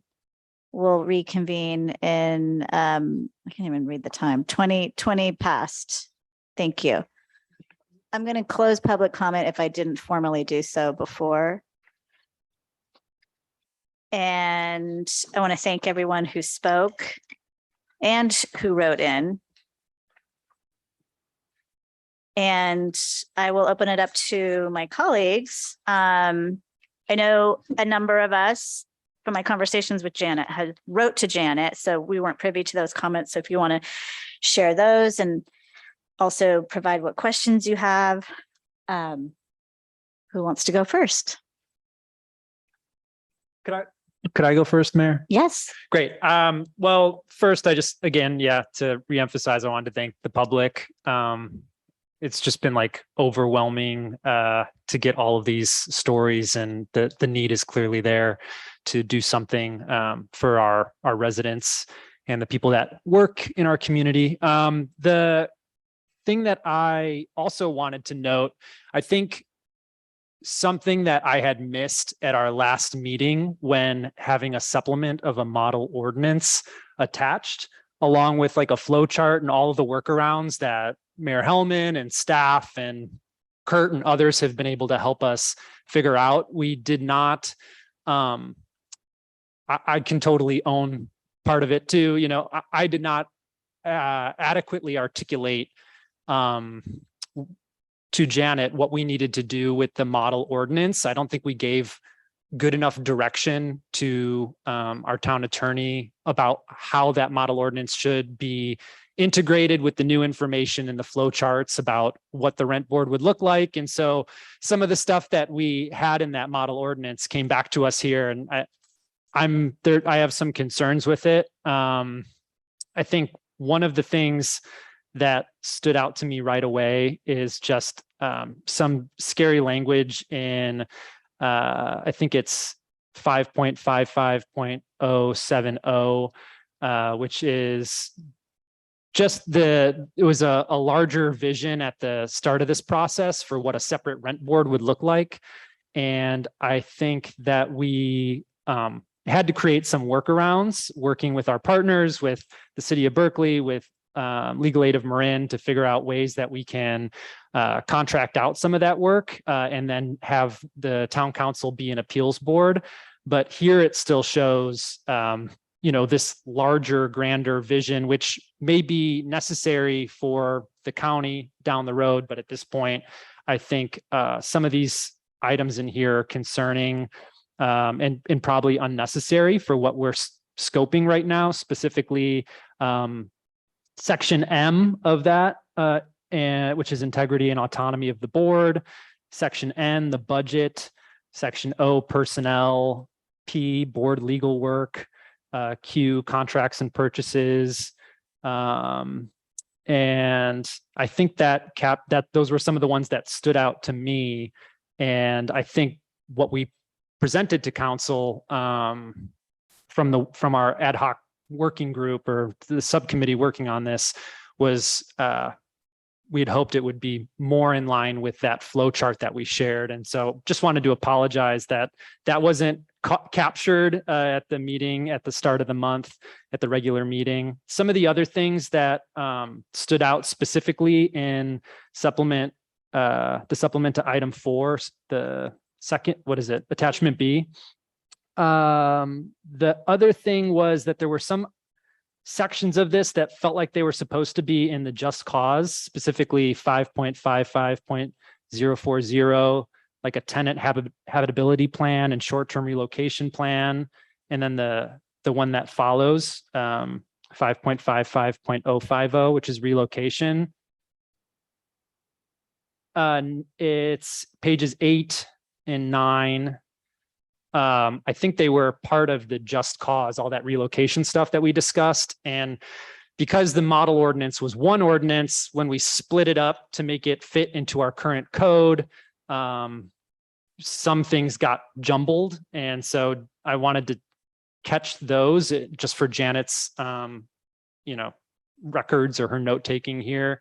If that comes back to us, hopefully those things that are supposed to be in just cause aren't in the rent stabilization section, because I think it's kind of confusing. Can you just slow down just a second? I want to Yeah. make sure that Renee's tracking. Are you all tracking so far?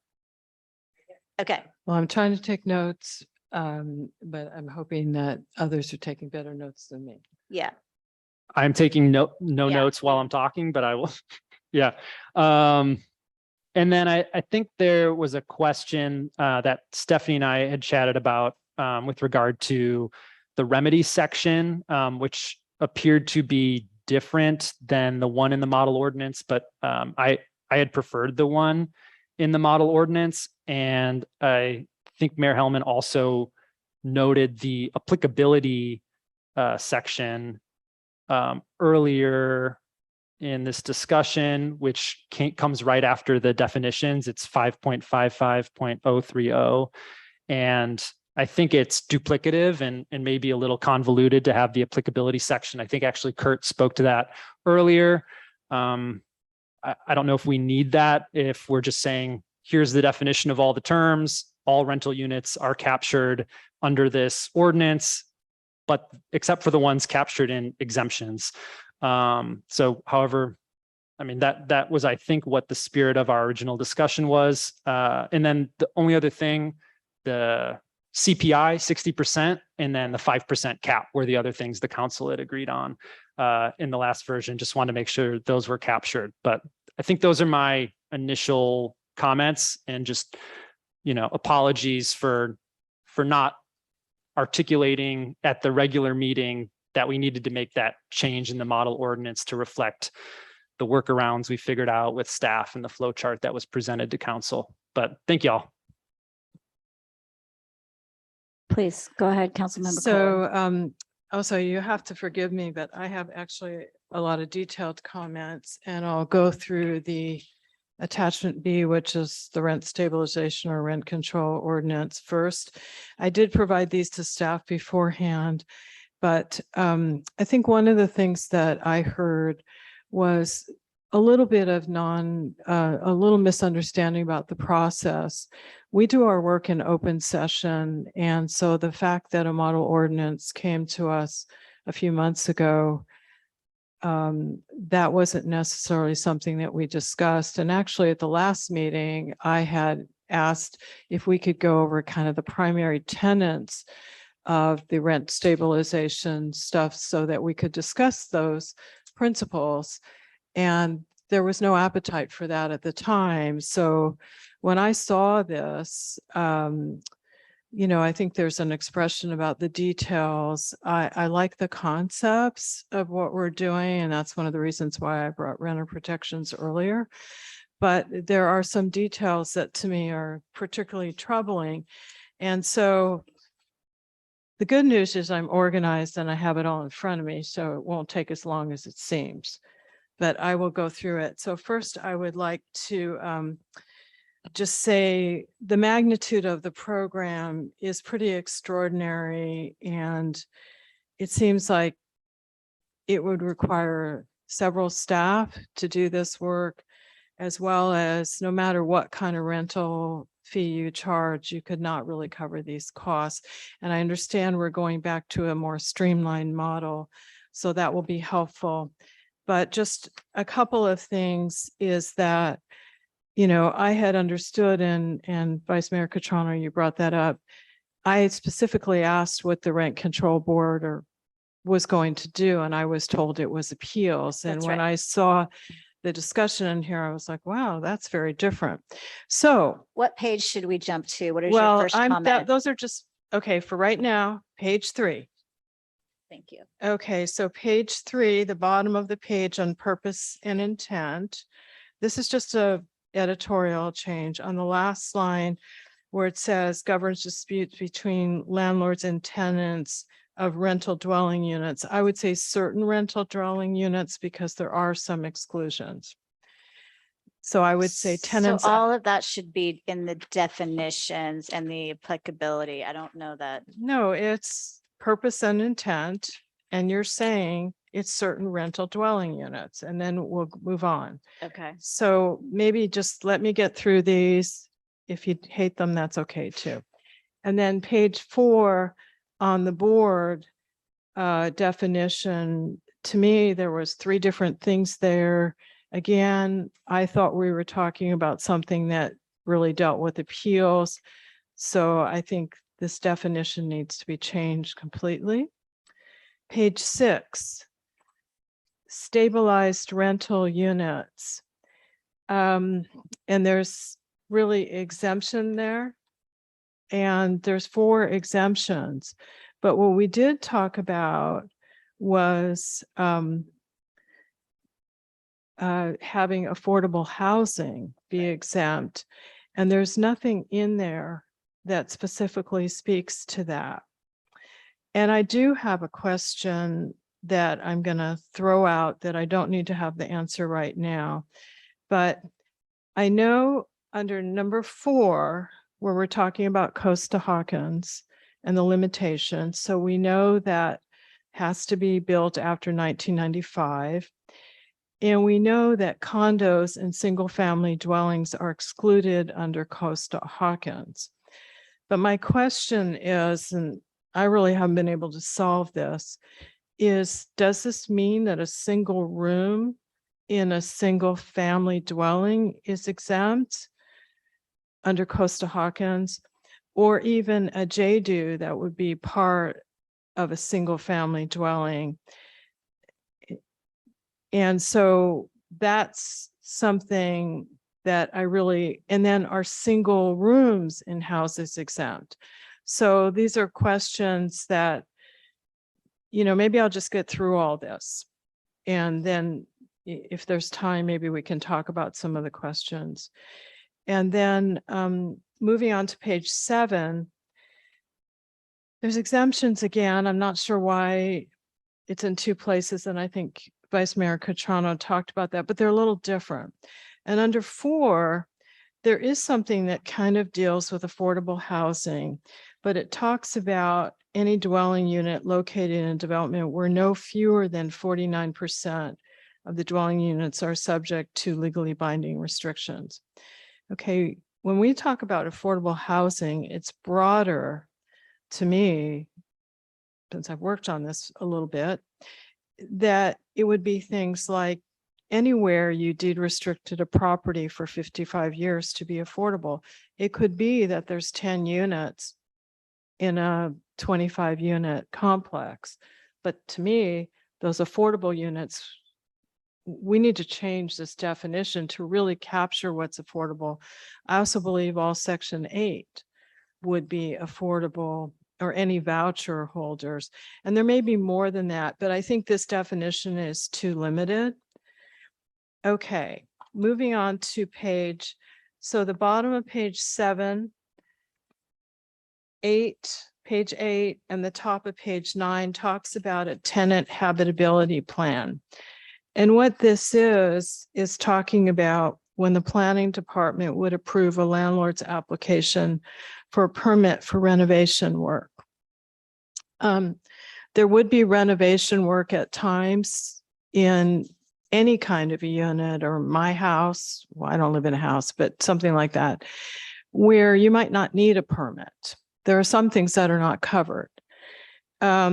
So there's kind of a disconnect there. But the other thing what this is doing is asking the planning department to review something called a tenant habitability plan.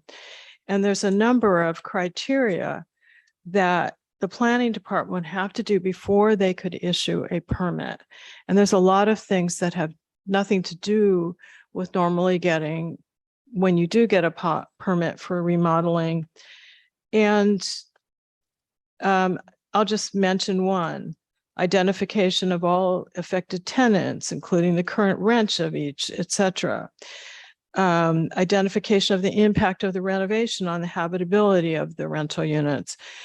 This is not something that the planning department really has the ability or the resources to do.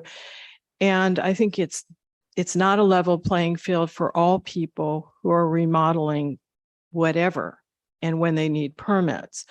So I personally feel that this tenant habitability plan is not applicable to permits, and I would strike all of that. There may be other reasons to have something about a tenant habitability plan, but not for getting a permit. I just want to interject that whole section should have been in just cause and not rent stabilization. But even but your point is taken, and we can talk about it. Yeah. And I heard Vice Mayor Catrano also say that, but to me, that's, it's hard enough to figure out all the standards that people have to apply, but putting something that is a lot of judgment and a lot of kind of privacy issues, to me, is not applicable.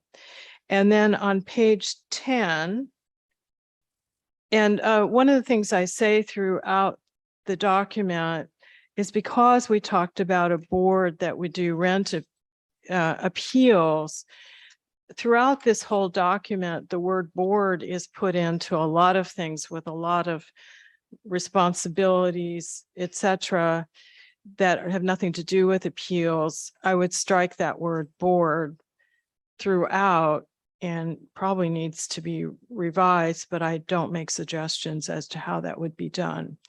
So moving on to page 10 and looking at number E, it talks about if a landlord fails to provide relocation payments, the tenant may pursue a civil action for basically its treble damages in the amount of relocation payments. And then they're talking about being entitled to costs of the suit and reasonable attorney's fees. I feel that treble damages is punitive. I also feel that asking for attorney's fees and costs of the suit is not reasonable. So I would strike that. And for Okay, I'm those, also going to interject that that clause is not supposed to be in the rent stabilization. It's just cost. I just want it for her because she's Okay. capturing. So that it's inappropriately placed where it is Okay. today. Thank you. and I get that. And if you don't mind, my comment still stands, but I thank you for interjecting that. And then on page 11A, we're talking about re-rental of rental unit within 2 years. And I frankly think that 2 years is a really long time. I would change that to 1 year. 1 year, I'm sorry. I'm on page 11, number A. Look at page 11. Re-rental of rental unit within 2 years. If the rental unit is offered again for rent or lease for residential purposes within 2 years of the date the rental unit was withdrawn from rent or lease, the following provisions shall govern. Okay, and then looking at A number 1, where it talks about the tenant who was displaced from the property by that action, saying the landlord is responsible for actual and exemplary damages. I believe that actual makes sense. I don't believe that, and I'm not really sure if exemplary has a legal meaning, but to me that means additional damages that could be extraordinary. So I would strike the word exemplary. Turning to page 12, and this is number C, re-rental of rental units within 10 years. Again, I'm not really sure why this is in here a couple of times, and perhaps there's something about my ignorance here, but 10 years seems like an extraordinary amount of time, and I really think 1 year is more reasonable. Then on demo restrictions on page 12, big D, my concern is I think 2 years is plenty of time to rebuild, not 5 years. So I would change that to 2 years. On the demo, which one are you on? Yeah, on the demolition restrictions. And then again, I pointed out that there's board all over these next few pages, 13, 14, and 15, where it doesn't deal with appeals. So I would strike all that. And then on page 14 and 15, again, there's a lot of requirements that involve this board that go beyond appeals. So I would really just say strike that because we're not doing that kind of a board. And then on page 16 through 20, and I think this is something that Vice Mayor Catrano mentioned, 5.55.070, and this is pages 16 through 20. This is where it's coming up with a lot of responsibilities for this board, and none of this has to do with appeals, and we're not about, at least in the Fairfax I live in, to hire an executive director. No. And so I would actually delete all that. I think, rewrite this part about the appeals So there's quite a lot there that the board wouldn't be procuring goods and services and those kinds of things. And then moving to page 25, under remedies. Let me get to that page. So what this says under remedies, that if a tenant prevails, they should get attorney's fees, reasonable attorney's fees, and costs determined by the court. I feel that if the landlord prevails, they should also have the same type of thing. Makes sense? Sorry, If what page? it's on page 25 under remedies, it's talking about the tenant getting attorney's fees and court costs plus damages. And I think I would probably really strike the damages, but I think it's more about the attorney's fees and costs, that if the other side prevails, they should also have the benefit of attorney's fees. There is something to be said for, there are frivolous lawsuits at times. And then the effective date, I think even with changing this to, and I know there's a, I think there's a rollback in here that goes back to February, but I think even with changing the board to be an appeals board, which is what I believe we agreed to, there's a lot of administrative work that goes into making this program be up and running, defining the universe, which isn't crystal clear. So I would say something like 3 to 6 months out, and maybe that's, but we need to give our staff time to put something like this together. It's not all going to be done by other folks. Now, just cause. And again, the good news is I'm fairly organized. So I would just, I'll go through this. And this is on page 2. The whereas, the second whereas from the bottom talks about rent stabilization and just cause eviction ordinances that are, ours aren't commonly, and I would say some just cause eviction ordinances. I've seen several of them.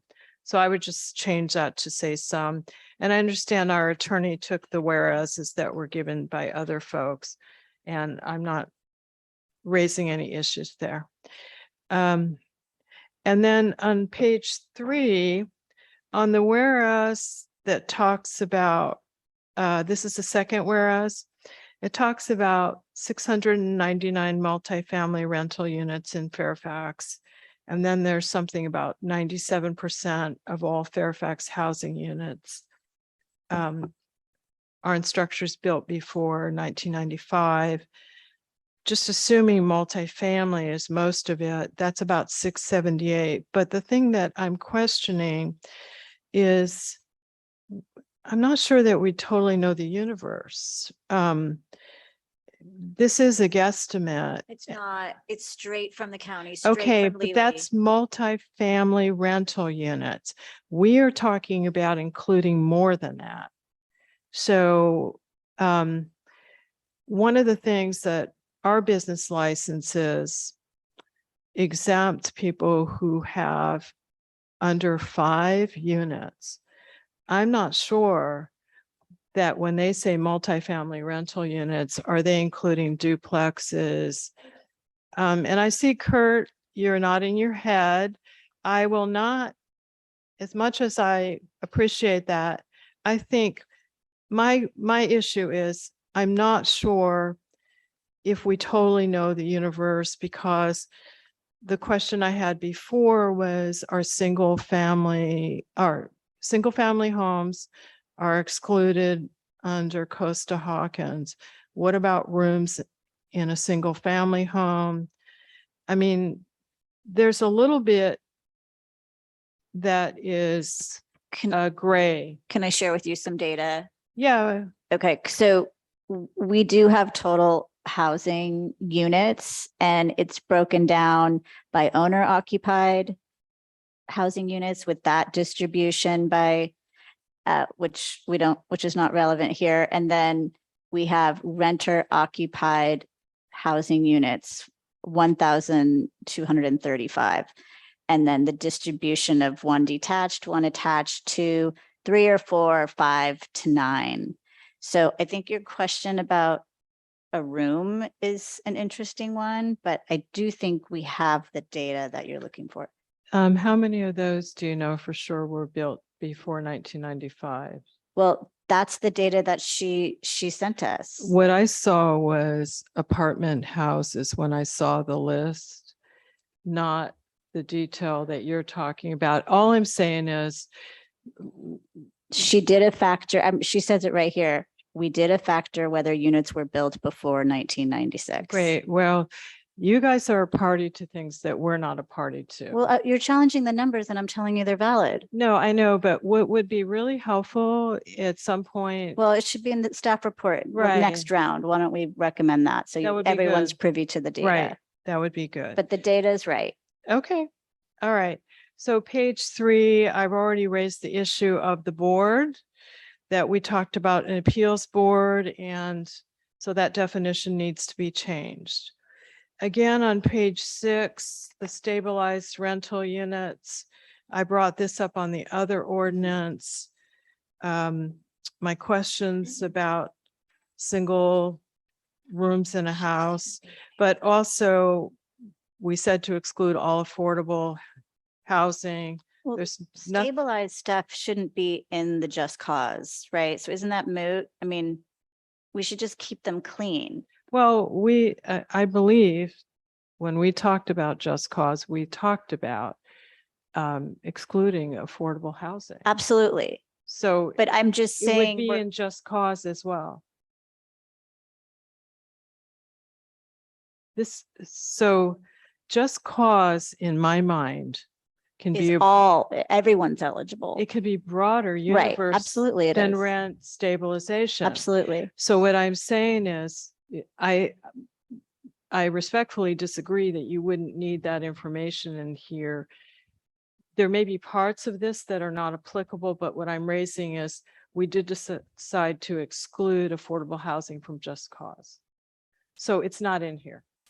So you need some exemption. Oh, I'm just I don't think that's what the mayor was saying. I That's think not what she I'm was just saying. talking I'm saying, about. why is there all this in here about stabilized units when it's a just cause ordinance? I get it that there's Yeah. a problem. So that's direction for Janet. Are you tracking that? Sorry. Go ahead. Okay.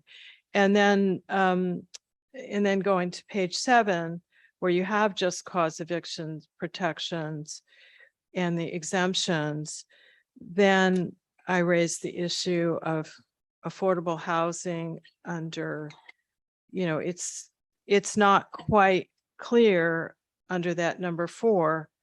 I already talked about this under the other one, so I'm not going to repeat that. And Janet, I sent you this as well as other staff. Okay. So then on page 11, 5D, little d, I think the time frame here with the 60 days, the 30 days, more 60 days is pretty unreasonable. I think you should limit this to 60 days. And then on page 11, number 6C,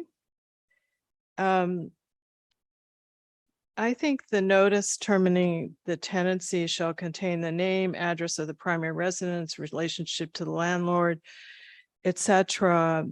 is actually, it sort of impacts somebody's privacy rights. I don't think you should have to divulge a list of all property owned by each intended future occupant. To me, those are privacy rights. So I would not include that, or at least revise it. Page 12, number 6D, where we have D, it's talking about 36 consecutive months for the move into the rental unit. I think we should leave that to 1 year. And on 6E, I would also limit that to 1 year, not 3 years. And then page 12, 6H, frankly, I'm not sure what the notice of constraints is. And then this is all sort of balled up with this board. So I don't actually understand what the notice of constraints is. And I think this section is going to need to be revised regardless, even if somebody can explain to me what the notice of constraints is. But it has the board all balled into it. So I think that needs to be fixed, bottom line. Then on page 15J, I'm almost done. J, it talks about failure to comply. And this is where, again, in the previous thing I talked about, I think treble damages is unreasonable, it's punitive.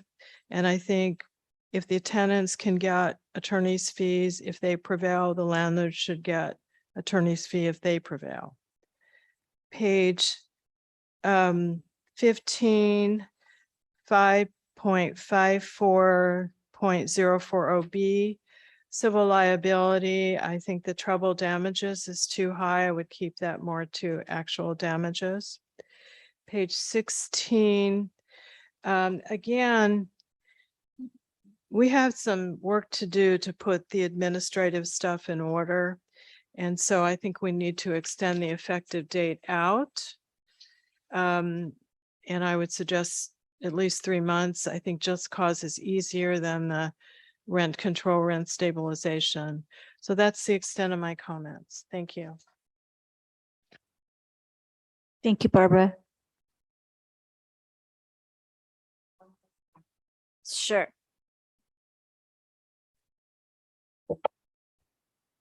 So Barbara, on your last comment, you don't want the effective date of the ordinance to be 30 days following adoption. Is that what you're saying? Yeah, I feel like we need some work to do. So, you know, the effective date, I mean, before we start implementing just cause, I think we have some administrative work to do. So I don't know if the effective date can be the date after 30 days after, but then you put another date for the implementation, something like that. Because we're going to have to send out notices. There's some work to be done.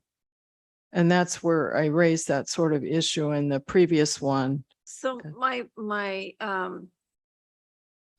issue with that is the rollback provision. And we looked at that, and I understand the March date, but the further out you get for an effective date, the longer the period of time that you have to roll back. And the longer period of time you have to roll back creates the possibility of impairment of more contracts. And so we can tie that March date to, you know, when we first started talking about it, but the longer we go before the effective I think it date- was the February date. The February date was the rollback date. I thought it was March, but okay.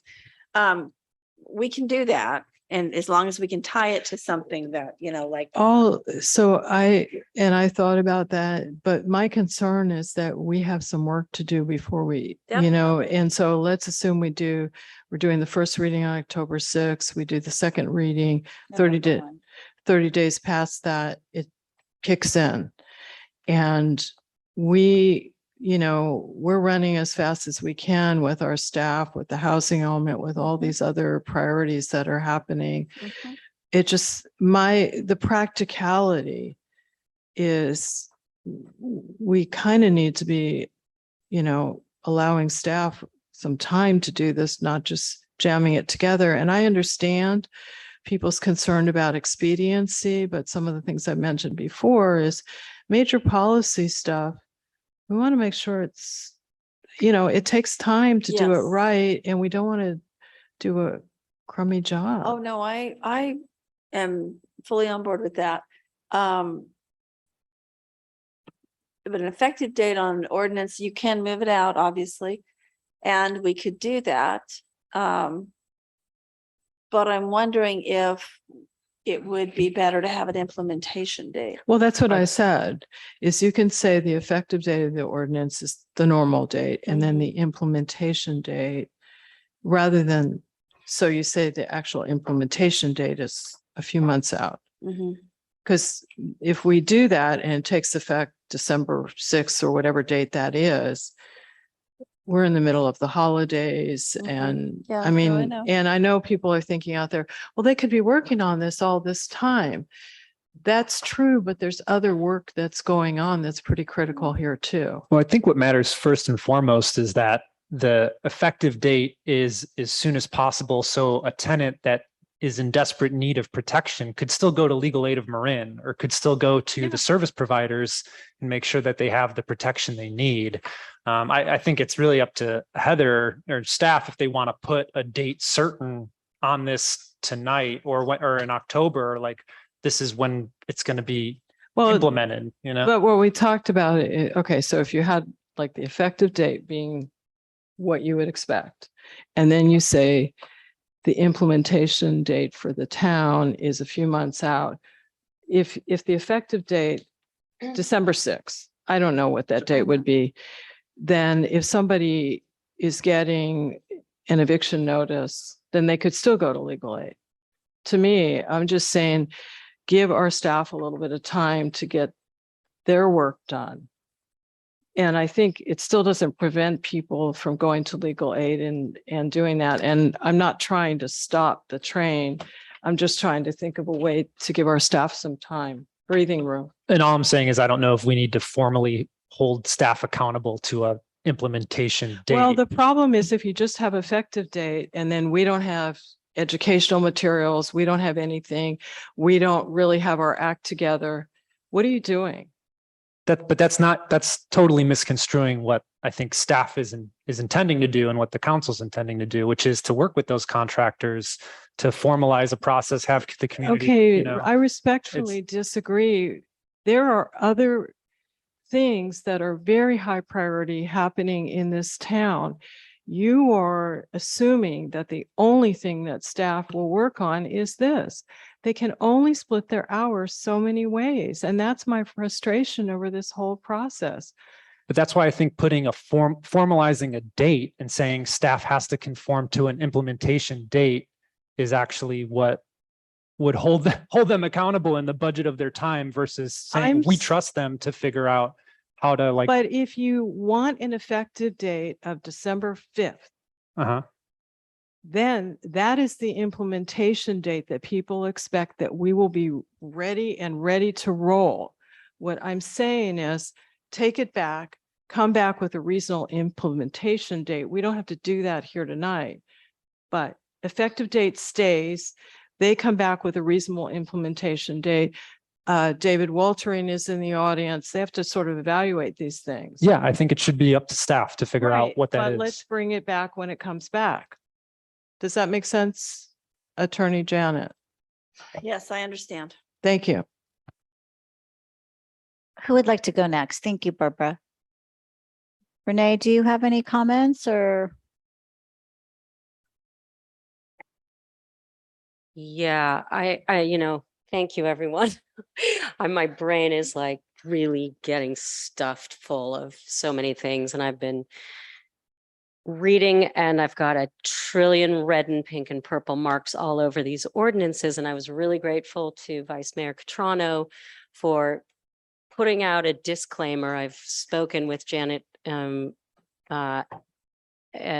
quite a lot and share some of the concerns, but also was really lacking the clarity that Vice Mayor Catrano brought. And it was all around really the duties and responsibilities of the rent board, because it was far, far beyond the scope of anything we had talked about, as everyone's been saying, and I'm not going to repeat all of the things. I do have some similar concerns to Barbara's. I'm not in a space right now where I could do in the weeds, nor do I think it's appropriate right now to do that until we see what comes back to us, mostly because everywhere in here that it says board that you are responding to, those are the meat of the ordinance for rent stabilization.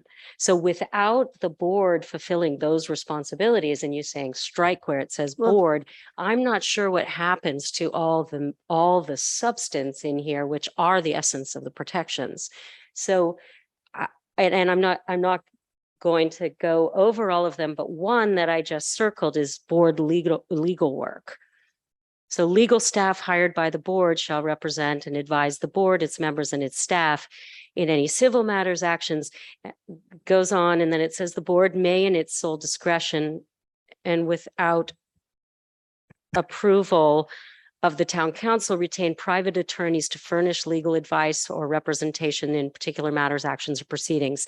So if you strike board there, what happens to all of those things that we're talking about needing legal staff and legal support and a separate staff with an executive director? What happens to this board, which really is the place that allows this program to function? So we gotta have the model ordinance acknowledge the hybrid model that we gave staff direction on. And just to review for you, and apologies if you recognize this, that we're outsourcing, if you will, the hearing examiner.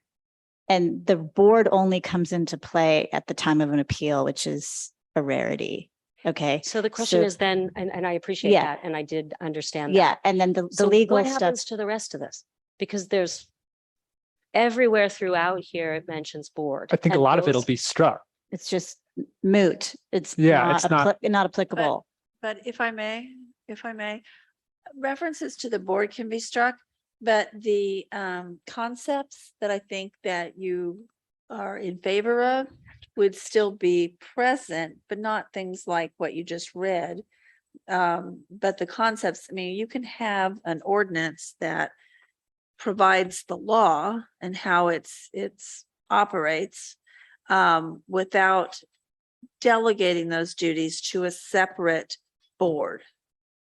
Okay, I understand that, but then who carries out the responsibilities that really, not all of them, I understand many of them can be struck and taken out, but there are many that really create the essence of what this program is, that the board or someone has to take care of. So and it's not going to be Heather, and it's not going to be Janet, and that's, I I understand really how it need you to should look function. back at the flow chart because that helps you with the experience and all of the roles, like the life cycle of a petition, and it takes really care of all understand. this? I mean, everyone's thinking that We I'm spent the better part pushing of a back. year fleshing it out. So yeah, Okay, I mean, I'm coming from, I want Yeah, this to work. I'm not right. coming but from, identify want it. like something, it would be helpful, like look at your notes and identify something that you're specifically concerned about that you.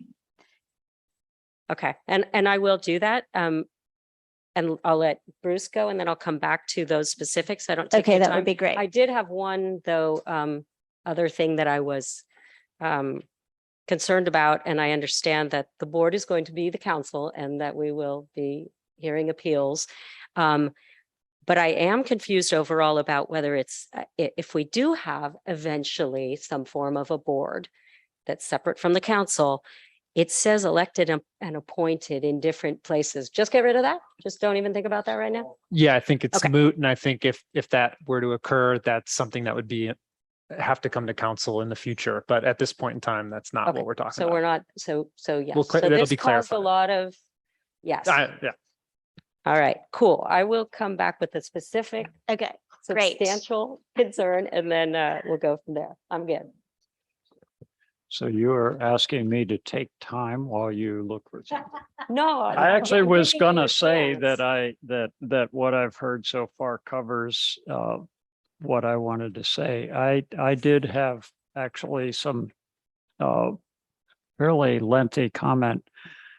But it was really all about 555-070. It was really all about this independent board, which when I read this, I was reading through this. I read all the way through the rent stabilization, then read that far through through the tenant protections, and then got into the rent stabilization, and it was all looking pretty good. I really appreciate Barbara's detail, but basically looking pretty good until I got to that section. And then it was like this independent board that's going to have its own executive director, basically its own building. This is completely out of scale for the town. So it seems like we all came to the same thing. Discussions with staff, discussions with Janet, this has all come around to where here we are, very clear and all in agreement. I was a bit nervous coming in here tonight that we wouldn't be, but we are. We're all in agreement that even though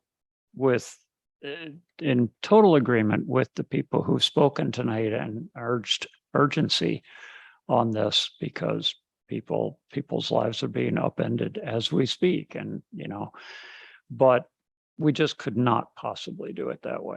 And so that's the main point. And all the stuff that I have written here about what was wrong with 550-5070 is moot, because we're all clear. Okay, let me come up, if you So don't mind. It comes down to an appeal board. Sorry. And that I think is realistic. So. Okay, cool. I found Thank two you, things, Bruce. two Okay. things, Okay. just because these seem to be vital foundational pieces. One is, it says that the base rent What is. page, please? Sorry. Page 16 of the stabilization ordinance. Under 5.55, again, 0.070. F, number 1, so establish a base rent under section blah, blah, blah. And that's a power and duty of the board. So that base rent is established by, do you see where I am? F is powers and duties. Right. On Yeah, I page think it's 16. it would be the point in time. I don't know, Janet could correct me if I'm wrong, but it would be that whatever that March date is. The pre-existing rent, the rent that exists. Okay, so But do we need that in the definition section? I'm just looking at the duties, because I want to understand and make sure that we're not assigning the town council to duties that we can't do, such as the board shall prepare a brochure which fully describes the legal rights and duties of landlords and tenants. That's on page 17 under the same section. And I can't remember whether Legal Aid or Berkeley had said that they would be Are prepared. you looking at H? Are you looking? I'm looking at H, community education. Yeah. I made a note that that's really the role of Legal Aid and Marin. And so I don't know if you were striking that, or I don't want to. No, what I was doing was striking it from responsibilities of the board, and I understand there were, so the educational brochures, et cetera, were things that Legal Aid in their letter said they would do, amongst a bunch of other things. So I think as this, just one quick thing, I think as both Stephanie and Chance have said, this needs to sort of, I don't know how you do it, deal with the fact that certain things will be contracted out or farmed out, right? Yeah, and I heartily agree, and I'm glad that was brought up. One of the things that really makes this, I think, more likely to work is to not only provide education to tenants as to what their protections are, but provide education for landlords. A really clear, because I think 100%. it's going to scare people when they see the number of notifications and deadlines and things they have to do. And so that needs to be laid out really very thoughtfully, so that a person who is a small renter or landlord who rents out one place and has been doing it to a good friend, and it's real easy, doesn't suddenly feel like, oh my God, I can't do this. A lot of these folks are older people. This is going to seem overwhelming. So we really need to help the landlords, the small landlords, to have a real clear list that, like, if you're not doing anything strange, it's very simple. You got to do this, this, and this. You got to pay your fee every year. You got to register. Can I complete my, That's it. I just want to complete my one more. I want to know who's going to do this. On page 20, it's T, it's reporting and fee payment requirements. So it does say that the board shall have the power to enforce the following regulations. And then there's all the regulations about Within 60 days of the adoption, all landlords shall be required to file a copy. All of those responsibilities so that we can start to collect the fees in order to sustain the program and build the program. Who's going to do that work? Do you know what I'm saying? Like I see the need for a staff person because. Well, that's what the recommendation that's coming back. That's what David is exploring right now. So okay, we don't have that I answer. didn't that know, is the but- how, that is TBD. Okay, so I just want to make a general statement then, if I may. Yeah. All of a sudden I was like, we didn't go to public comment. I know. I just want to say to the folks who really are feeling disappointed in us right now, that I feel sad that people are seeing this as a further way of marginalizing people, because I think this staff and our attorney, and especially our subcommittee, has worked tirelessly to move this faster than any major policy that I've ever seen move. And Fairfax does things slowly. And there are a lot of things that could be done much faster, but Fairfax comes up with good solutions and good policy, and we're usually first. So I just want to beg your patience and know that this isn't, in my mind, for me personally, this is not me marginalizing or pushing or sweeping into the wings the needs and the people who have expressed their desperate needs for this basic right. That I am privileged to already have as an owner. So please know that we're trying to do something that will work in a small town. As you all said, you're celebrating us being first, and we are first and the tiniest. So we'll get this done, but we want to do it right. And so thanks for working together so that we can make sure everybody can get on board. Okay. Heather or David, did you have any comments to that last, the how question, or did I don't want to speak for you. So did I represent that okay? I think there's a lot of details still to be worked out. So I appreciate that. And we will be doing that. And so at this point, I don't have any other comments. Yeah. No, I wasn't expecting a solution. Okay. It looks like David wanted to speak. David Waltering, did you want to speak? I'm sorry, he was getting that. You have a name tag there and everything, David. You get to go on your spot. If I could, the town manager kind of indicated that there is more work to do, as we've indicated to town council.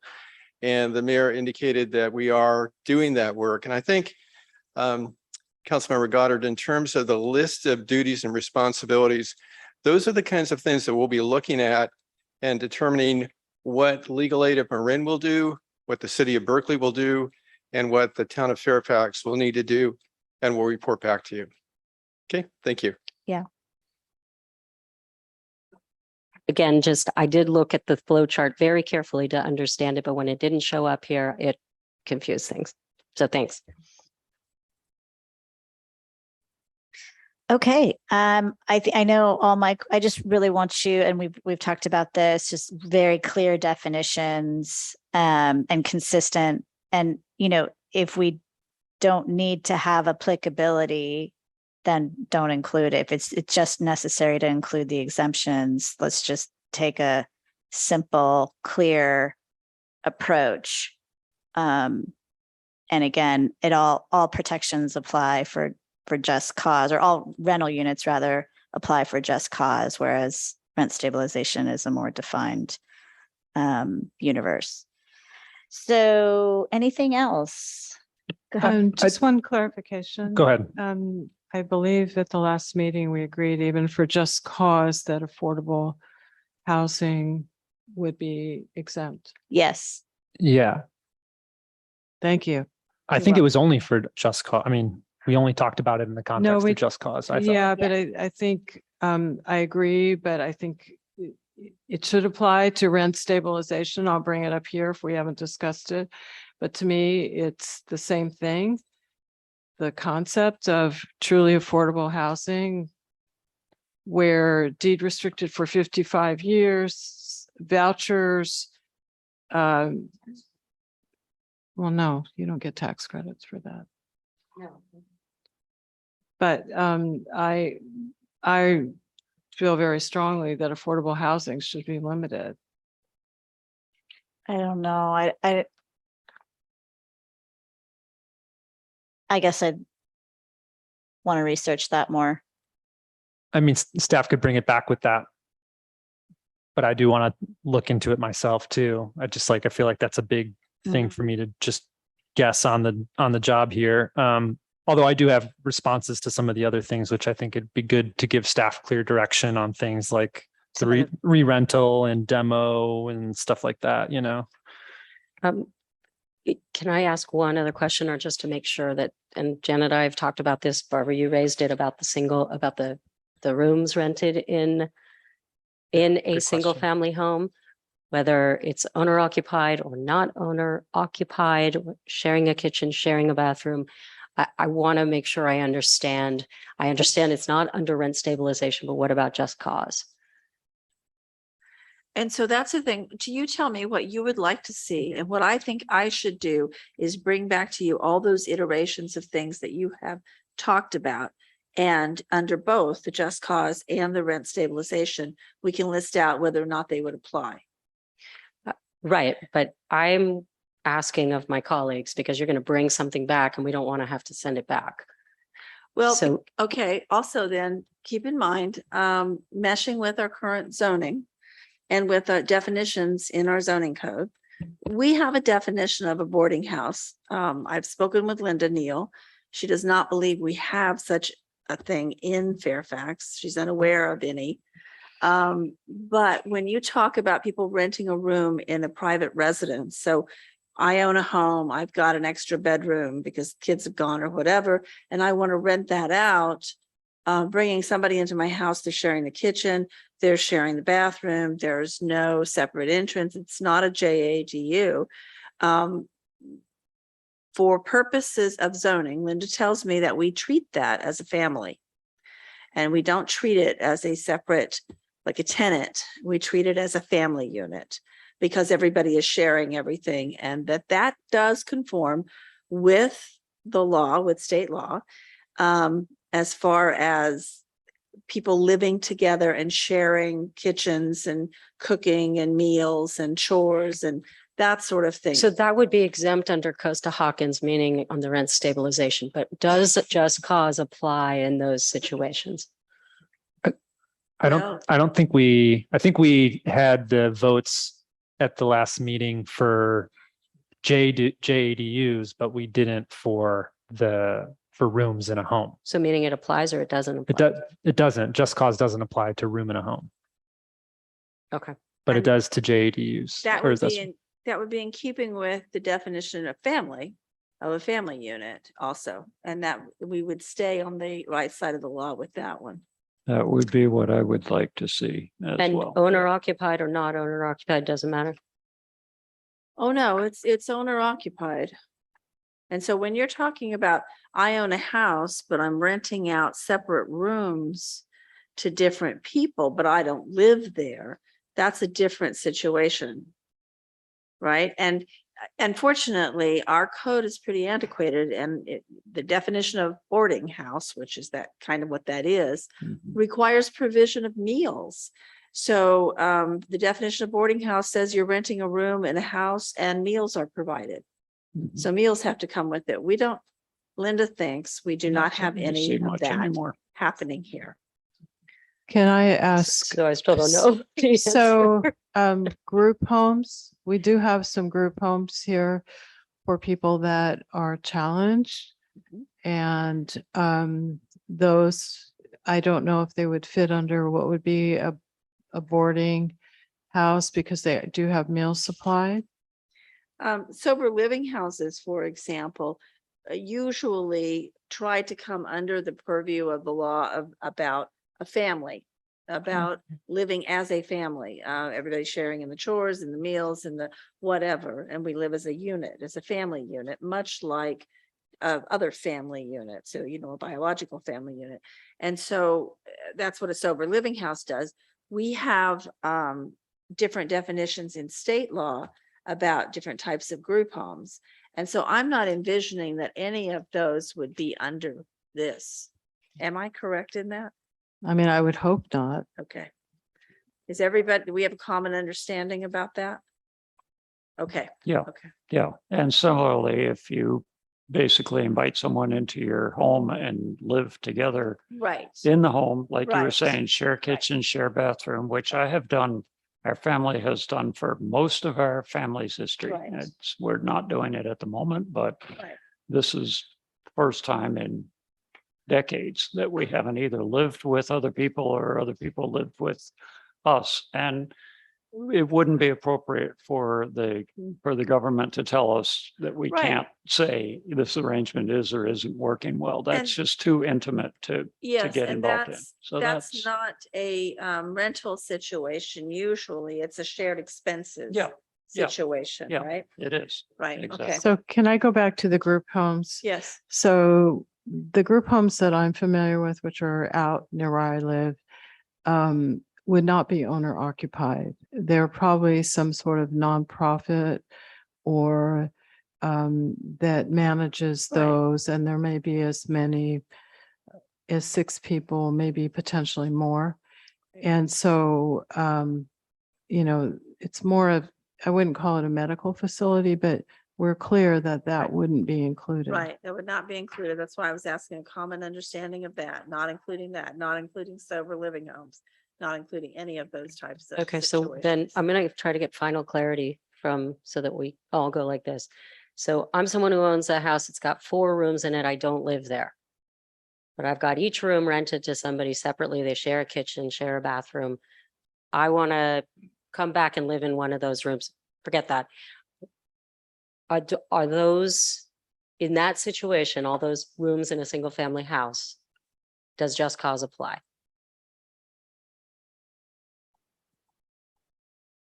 So let me throw something into that. There's a case, the Santa Barbara case, that talks about families, and it's college students renting a house from somebody who owns it, does not live there, and they each have a bedroom or whatever. And they're all paying into the one rent. I don't know whether they structure it individually or it's communal, but that type of situation under state law, under case law, we consider that to be a family unit. So are you saying that's a single family home, which means that it would not be eligible under Costa-Hawkins, it would not be eligible under Just Cause? We need a little clarity there. That's what I'm saying. Is that not what everybody believes? Yes.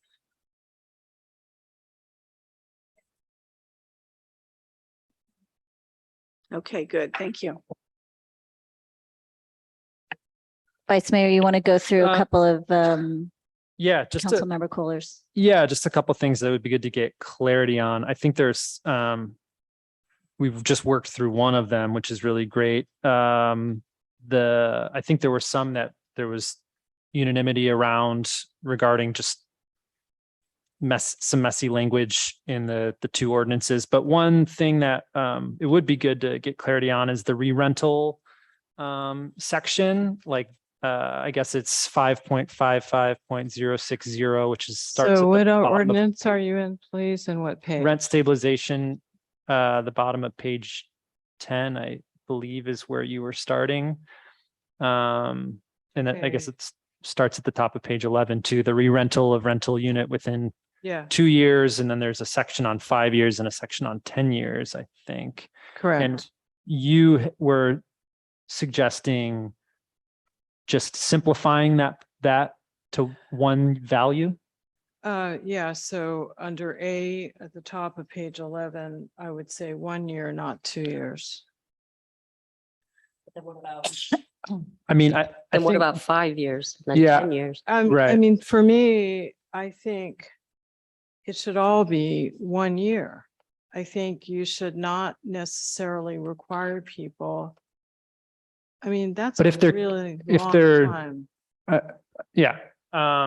I think the 10 years and the 5 years can feel like a really long time. I think like 2 or 3 years doesn't feel like a long time to remove someone under false pretenses or something and then hold the unit for, I mean, if you hold it for a year to then bring it up to market rate, you can make the math work that it actually makes more sense to keep it vacant So for a year are and you just wait out this. So are you suggesting that instead of what I'm saying, 1 year for all, that you would change it all to 2 years? Or 3 years? 2 or 3, yeah. Well, I would be willing, I mean, I'm only one, so I Yeah. would go for 2 for all of those. I think that is, I don't know how many people would wait out 2 years, because that's a long time.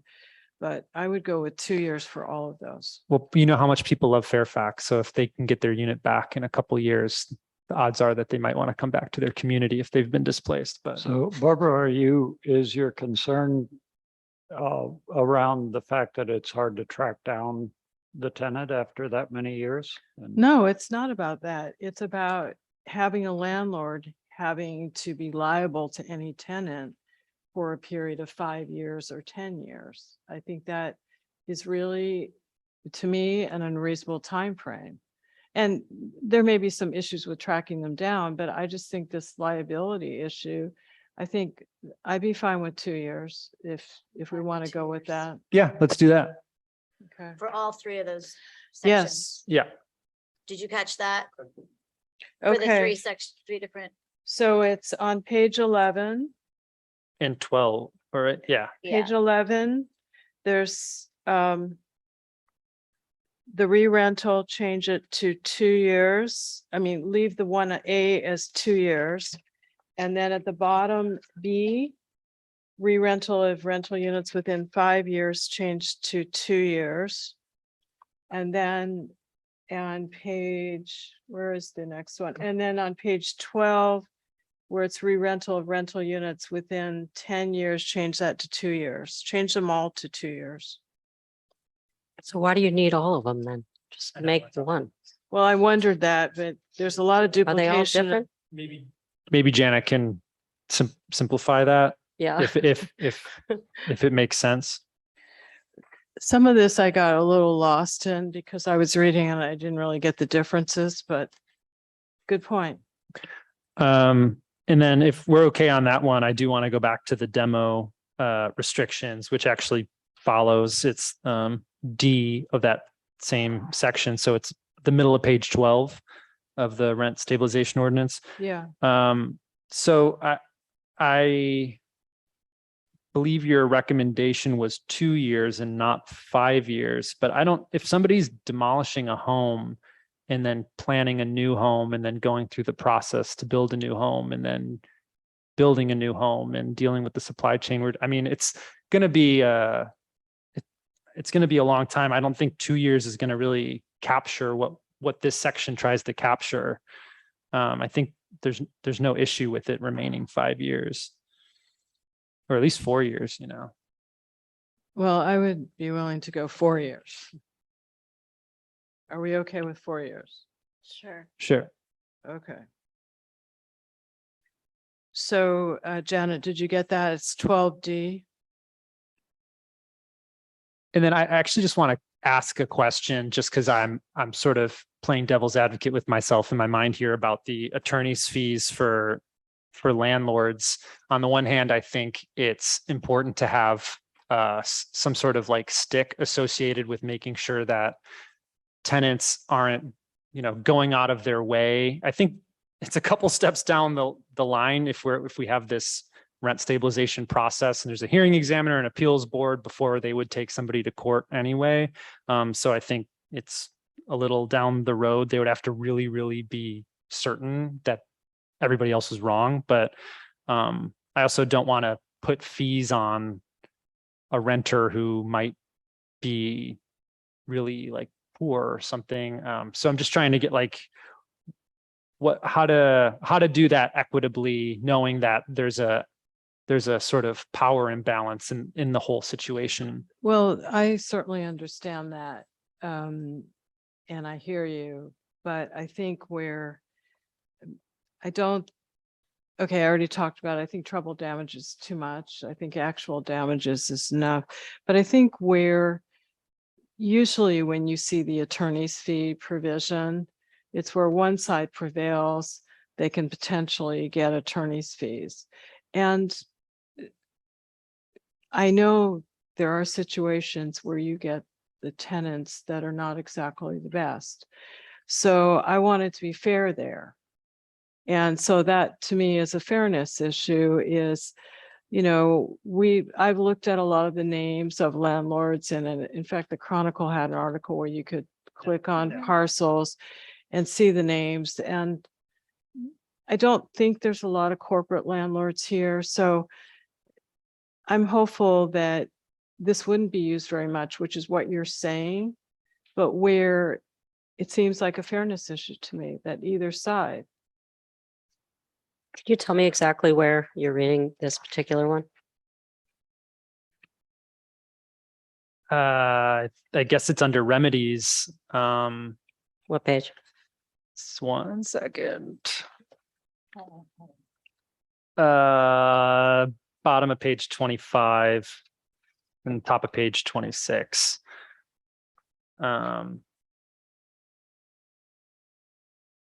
There's the section on, I think it's even in the first section. Barbara, you can correct me, or Councilmember Cole, you can correct me, but it's the, there's a couple sentences. Yeah, it's in under there. A. Yeah, reasonable attorneys' fees and costs.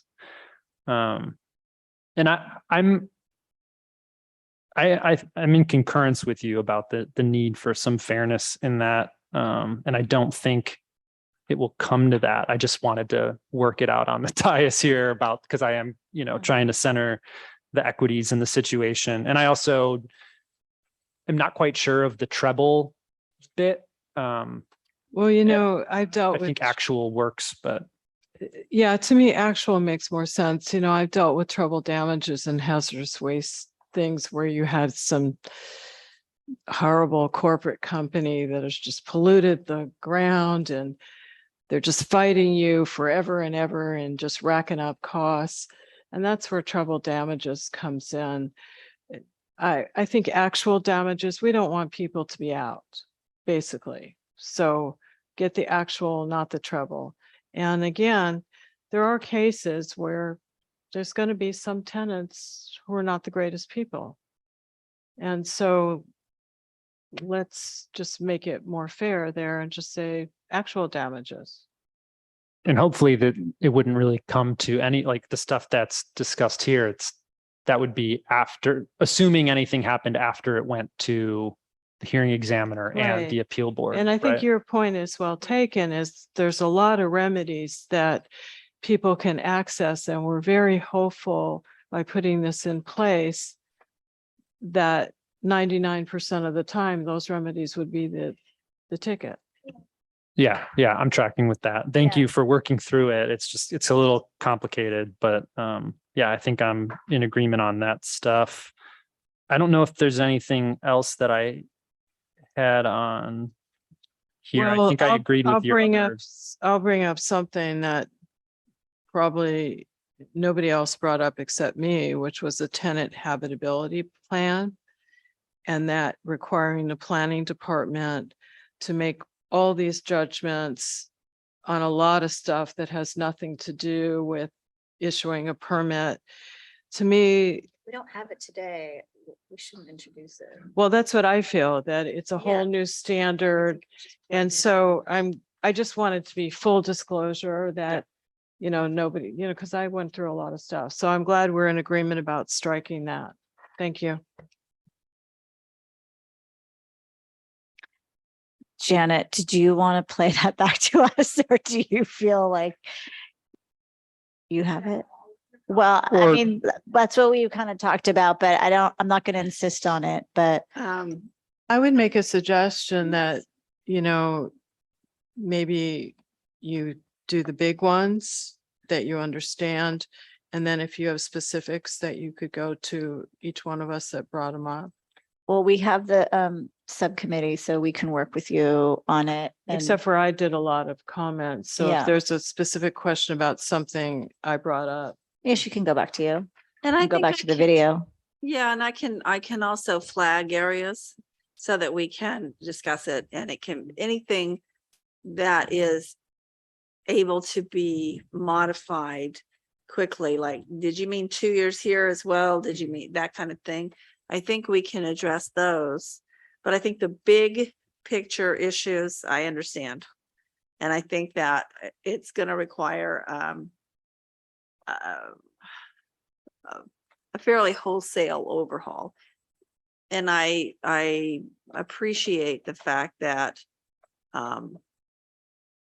there's a short period of turnaround time, but I also appreciate the urgency. And so again, as with last time, I said, yeah, we can do this in 6 days or whatever. And, you know, we can do it in 6 days. We'll bring it to you. It'll get out earlier this time and it'll go with the packet. And then we'll, if there are issues, if it goes out on the Friday with the packet, I suppose there is the ability, if there's something huge, to do a supplement. But what I'm really striving for is not to do that, because that is extremely disruptive to staff to have to do Yeah, that. 100%.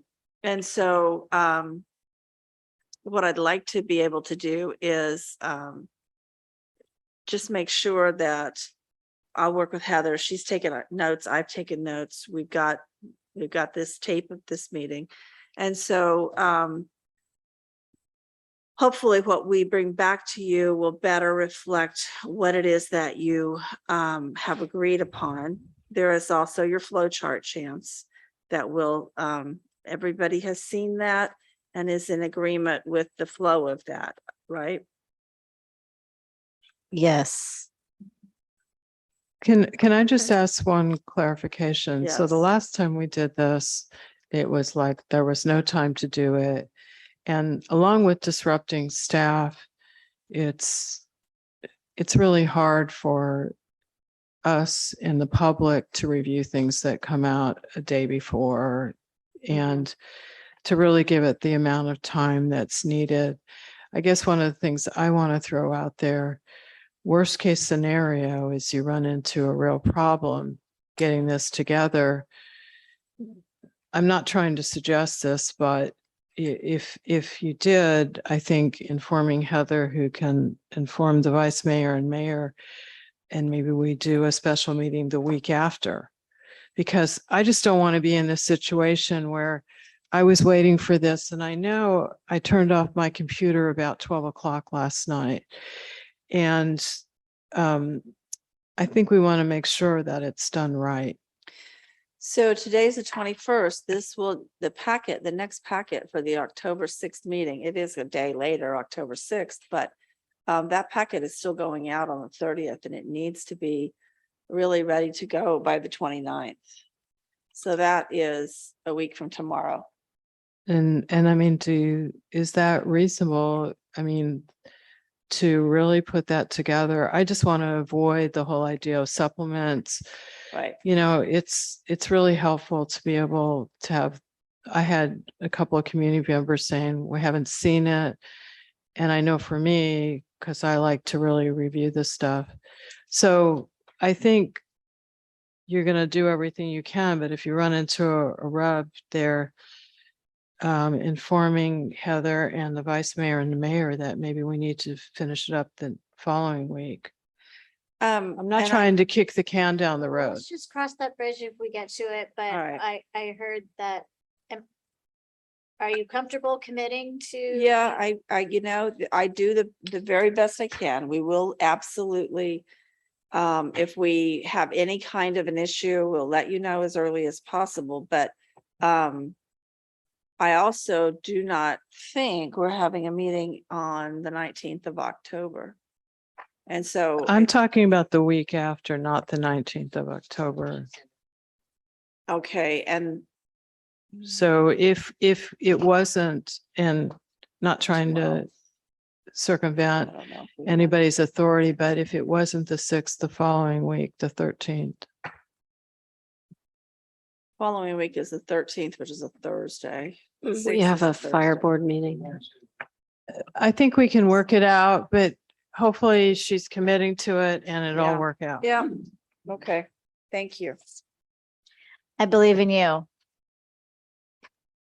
Thank you. Well, Thank you, everyone. all. I think this has really actually been a good way for it to end up. Yeah. You know, it's it was Progress. a little crazy coming in here tonight, but it has worked out that I think we've really moved this to a greater level of understanding. So at this point, we're going to see it come back for the first reading on October 6th with the anticipated second reading on November 2nd. Moving on to regular agenda item number 5, review and approve town strategic plan outline. Heather? I thought you were laughing.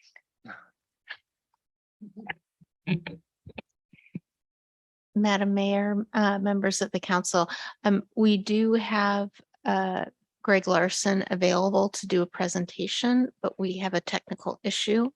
And so I'm wondering whether you want to take that presentation. I think the looking for my staff report has everything captured. I don't know what he had in his presentation.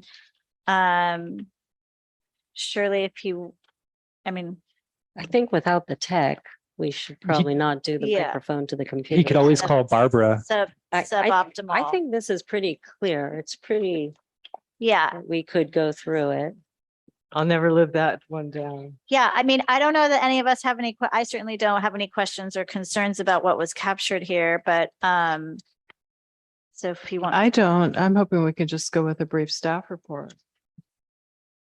Okay, let's proceed that way. Okay.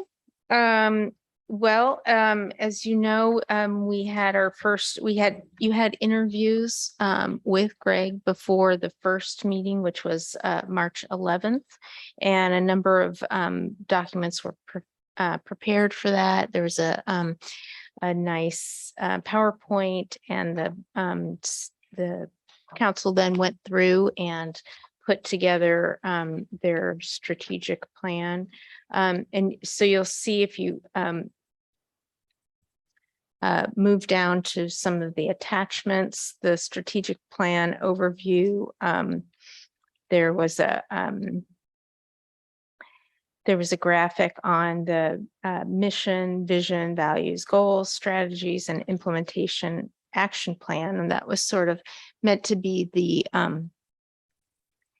the steps in the process, if you will. And then turning to the next page, you put together, along with the staff, recent accomplishments, and then the factors of success for the council working together, collaboration, engagement, staff commitment, nimble action. Those kinds of things are important to kind of talk about and make sure that we acknowledge. And then going to the next page, we did a SWOT analysis. I always think that's really important to review. And I won't read through that for you, but I think those are really important criteria. And from there, then you looked at the prior mission and added some context there, some words there. So be helpful now if you have comments about that. And then also a vision had been created, and I think this was back in the 90s.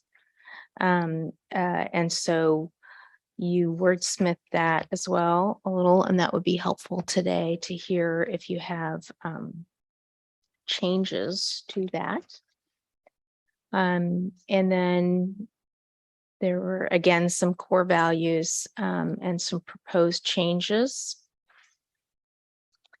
And then finally, proposed goals and strategies that came out of that meeting, which I thought were really important to make sure and go through and make sure you're aligned with this. And reminding you that this was meant to be a multi-year process, so different from the goals that you had set previously, where it would be 1 year at a time.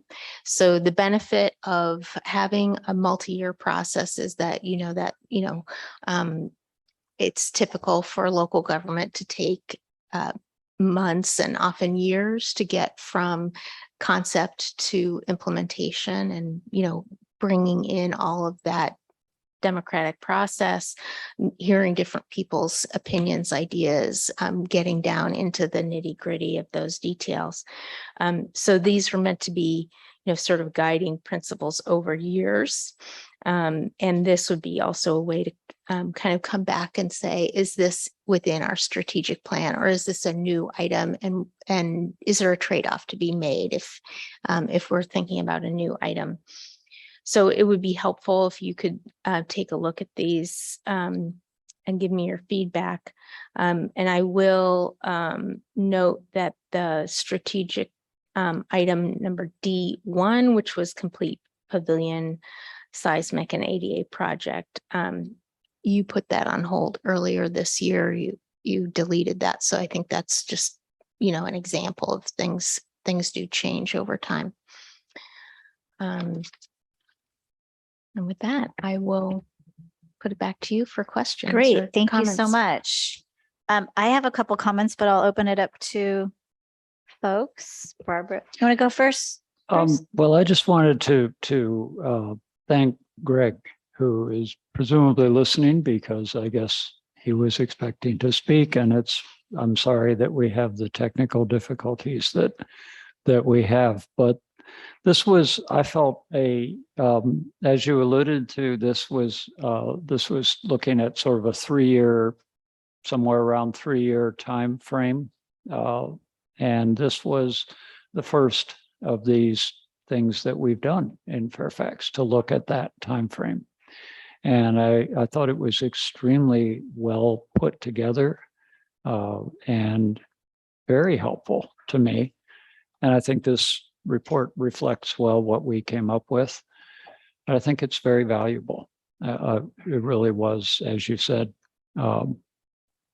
it's valuable to look at that time frame, because the 1-year time frame is kind of about the same time frame as you're trying to sort of get the things to actually happen. So to step out of that and say, well, where are we really going, requires a little longer time frame than that. And I think I think this was a very useful thing. And to the public, I would say, take a good look at this, because this is where your current council feels like we're going. Go ahead, Barbara. Yeah, well, I'm not probably going to be very complimentary. I've done a lot of strategic plans in my career, and I think we spent a tremendous amount of time on this, and I don't think it was particularly valuable. I think this is really the notes that we had at the meeting, and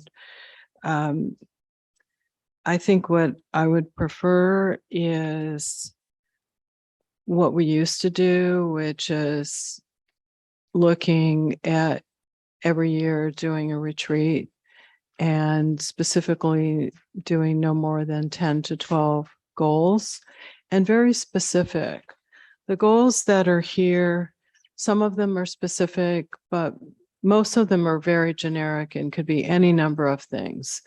And when we did those 10 or 12 goals every year, we were very specific. Put in skate park. And, I don't remember, I don't think we actually did one that year, but that was the COVID year.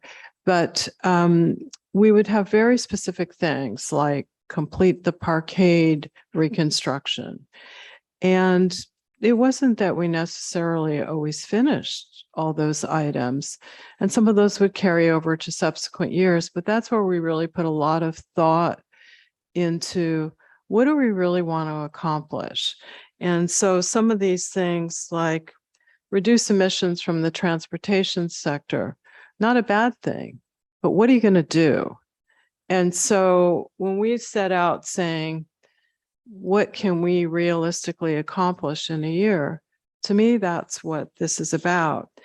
And, you know, I apologize for not being complimentary, but I think this is very cookie cutter type strategic plan work. And I think we spent way too much time on it, in my mind.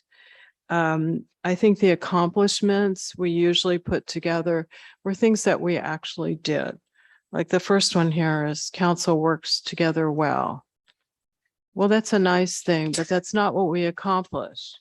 And so, you know, let's really, or there's something called sinkholes and storm drains response. Let's put what we did. And that's usually what we did, and it would go in our budget. And we could look at that and say, yeah, we accomplished that, and maybe we should have accomplished more. So I personally do not want to spend more time on this. I also feel that the mission and vision statement, what we were told that day, is not particularly to wordsmith. There's some things that are good about the proposed mission statement. It's probably fine as is. We could wordsmith it later. The proposed vision statement is probably pretty good, but we should probably add something about having housing to embrace all income levels, embrace diversity, something like that. But I don't want to spend time tonight sitting here wordsmithing this or saying, let's do another 4-hour day on this kind of stuff. And as far as the core values, I think what was done is pretty good, and the new core value is pretty good, the engagement and transparency. But I also think it's pretty bad that we spent this time many months ago, and we're looking at this more than 6 months later. And I realized there was something that came up, but I think we can spend our time more wisely and really pinpoint what we want to do in the future. And, you know, we can put this on the shelf for now, and maybe at some point in the future, work on this. But I just think we have too many things that we want to accomplish. Just look at what we spent hours on tonight, what we spent hours on. We got a lot of work to do, and this is interesting, but to me, not particularly useful. Thank you. Again, I have comments, but I'll let everyone go first. Go Yeah, ahead, I just Renee. want to say, yeah, and I thank you, Greg, out there in the ether. I really hope you're doing okay. We've heard different things, but I wish you all the best. wherever you are. I just want to comment on one thing, and what I most valued that day was what we came up with in our proposed goals and strategies, because I think it was the first time that we really had that opportunity to sit down and see where we were aligned and how we were going to work together. And it alludes to that we work well together, because we really do want very similar things for this town. And so we've been a very good team in all of our agreement and disagreement and pushing and pulling and being honest with one another. But I did appreciate that exercise very much. And I think that was the most valuable part. I'm not quite sure what we do with this, to be quite honest with you. I think it was a good diving board, a great way for Heather to be introduced to the town and us all to, to you. So appreciated the work. I think that I like our 1 year, like, let's really get these things really specific and then get them done, figure out how we're going to work toward things. I think it's a better approach for Fairfax. But I did appreciate the exercise. So thank you. I'll split the difference. So I agree in spirit with both council members Ackerman and Goddard about enjoying the exercise and appreciating Greg's cheerfulness and checking in with us. And I do think it was a great way to introduce you, Heather, to the town and to this council and like what we were going to be working on together. And obviously Councilmember Kohler is right. There's certain aspects of it that feel like it's like sort of surface level, some of the SWOT analysis stuff.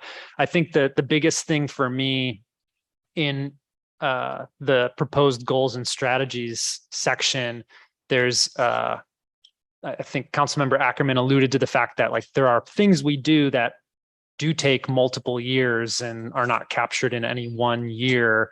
My biggest frustration, which you might all remember because of my quiet nature at the start of that meeting, which was like sort of stewing a little bit. I think my preference, even in what I submitted to Greg, was more of like what I would consider like SMART goals or SMART-E goals, where they're like specific or measurable goals, or obviously these are achievable. Some of these are achievable. I think almost all of them are, and relevant and time bound, and equitable, but really the measurable things, like when we talk about pavement condition index, what's the goal that we're shooting for? Is it a 10% or a 10-point jump in like Larkspur had, those sorts of things? What's the reduction in greenhouse gas emissions from transportation?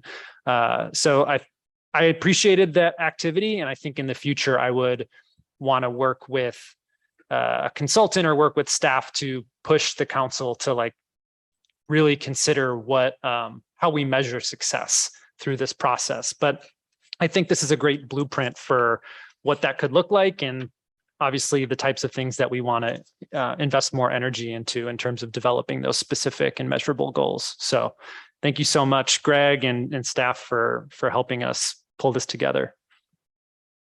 Yeah, I found a lot of value of it in the exercise, and just hearing from everybody and knowing where our strengths are. And we are going to ask for public comment. Yeah, I can see the look of strain on your face. It's important for us to all be anchored, in the vision and mission, and who are we, and where are we going? And it's important for staff as well, and it's important for the public, obviously. So we had a subcommittee. I know I was on it, and I think Renee, to develop them to wordsmith the mission and vision. So if we don't think it's where we want it to be, I actually like it, but I also I have some issues with it. Okay. So I would love to wordsmith So it I with would you. still, Yeah. I want to see this on our website, on our homepage, which needs some work. So ultimately that I think should be the goal. And so maybe Renee, you and I can work on it together, just us two, and come back. If that's okay with the council. And then I do think there's value in having goals that are just beyond 1 year. And I agree that some of these are way too vague or general, Barbara, and I would very much appreciate having measurable goals. So I think that's something we need to look at next time. But I do think this is absolutely important to have, and I'm glad we have it. And I'm really proud of so much of the progress that we have made on a lot of these. So anyway, thank you. And I will open public comment on this. Michelle, are you going to need me to do the phone thing again? Well, let's see. Well, wait. Are there any There raised any- hands on the Zoom? No, if anybody on Zoom wants to make a comment on this, please raise your hand, and we'll figure out how we can overcome the technology challenges to hear you. No raised hands. And no one lining up at the podium. Okay. Okay, and this was not an action item. So you're closing. your I'm public- having some anxiety about whether we ever took public comment for items not on the agenda this evening. We don't have that for special It's a meetings. special okay. meeting, Thank you, no thank you, open thank you. time. Don't forget the adjournment. We do that Right, on regular sorry. meetings, but not on special meetings. Could I also make one quick announcement, Mayor? Sure. I just wanted to announce, because I don't think we'll be able to do it before our regular meeting, but everybody that's listening, all members of the public, are invited to participate in the driveway evacuation drill for San Anselmo and Fairfax. It's on October 1st between 9:15 and 9:30 a.m. And I just I think the recommendation is to sign up with Alert Marin to receive instructions on the morning of October 1st. And it'll be a chance for everybody to practice evacuation. And it's in partnership with the police officers, firefighters in both jurisdictions. So please go to alertmarin.org. And if you don't have internet access, call 415-473-6584 to register. Thanks. Yeah, and Vice Mayor, if I may just reiterate, we hear from many people that say, well, I signed up for Alert Marin, but I've never gotten to test it. I've never received an Alert Marin. Alert Marin is only for the real deal evacuate now or shelter in place. This is your chance because this will activate the Alert Marin system if you sign up for this drill. You're going to get an Alert Marin. So this is a chance to practice. So get on there and sign up for Alert Marin and participate in the driveway drill. Thank you for raising. I'm sorry, I'm going to take us back. Oh, Madam Mayor, can I just say that this information is on our website and it was in Yeah. the last newsletter I and it know. will be in the next one. Yeah, thank you. Sorry, back to item number 5. The description does say review and approve. So do we need to formally approve this?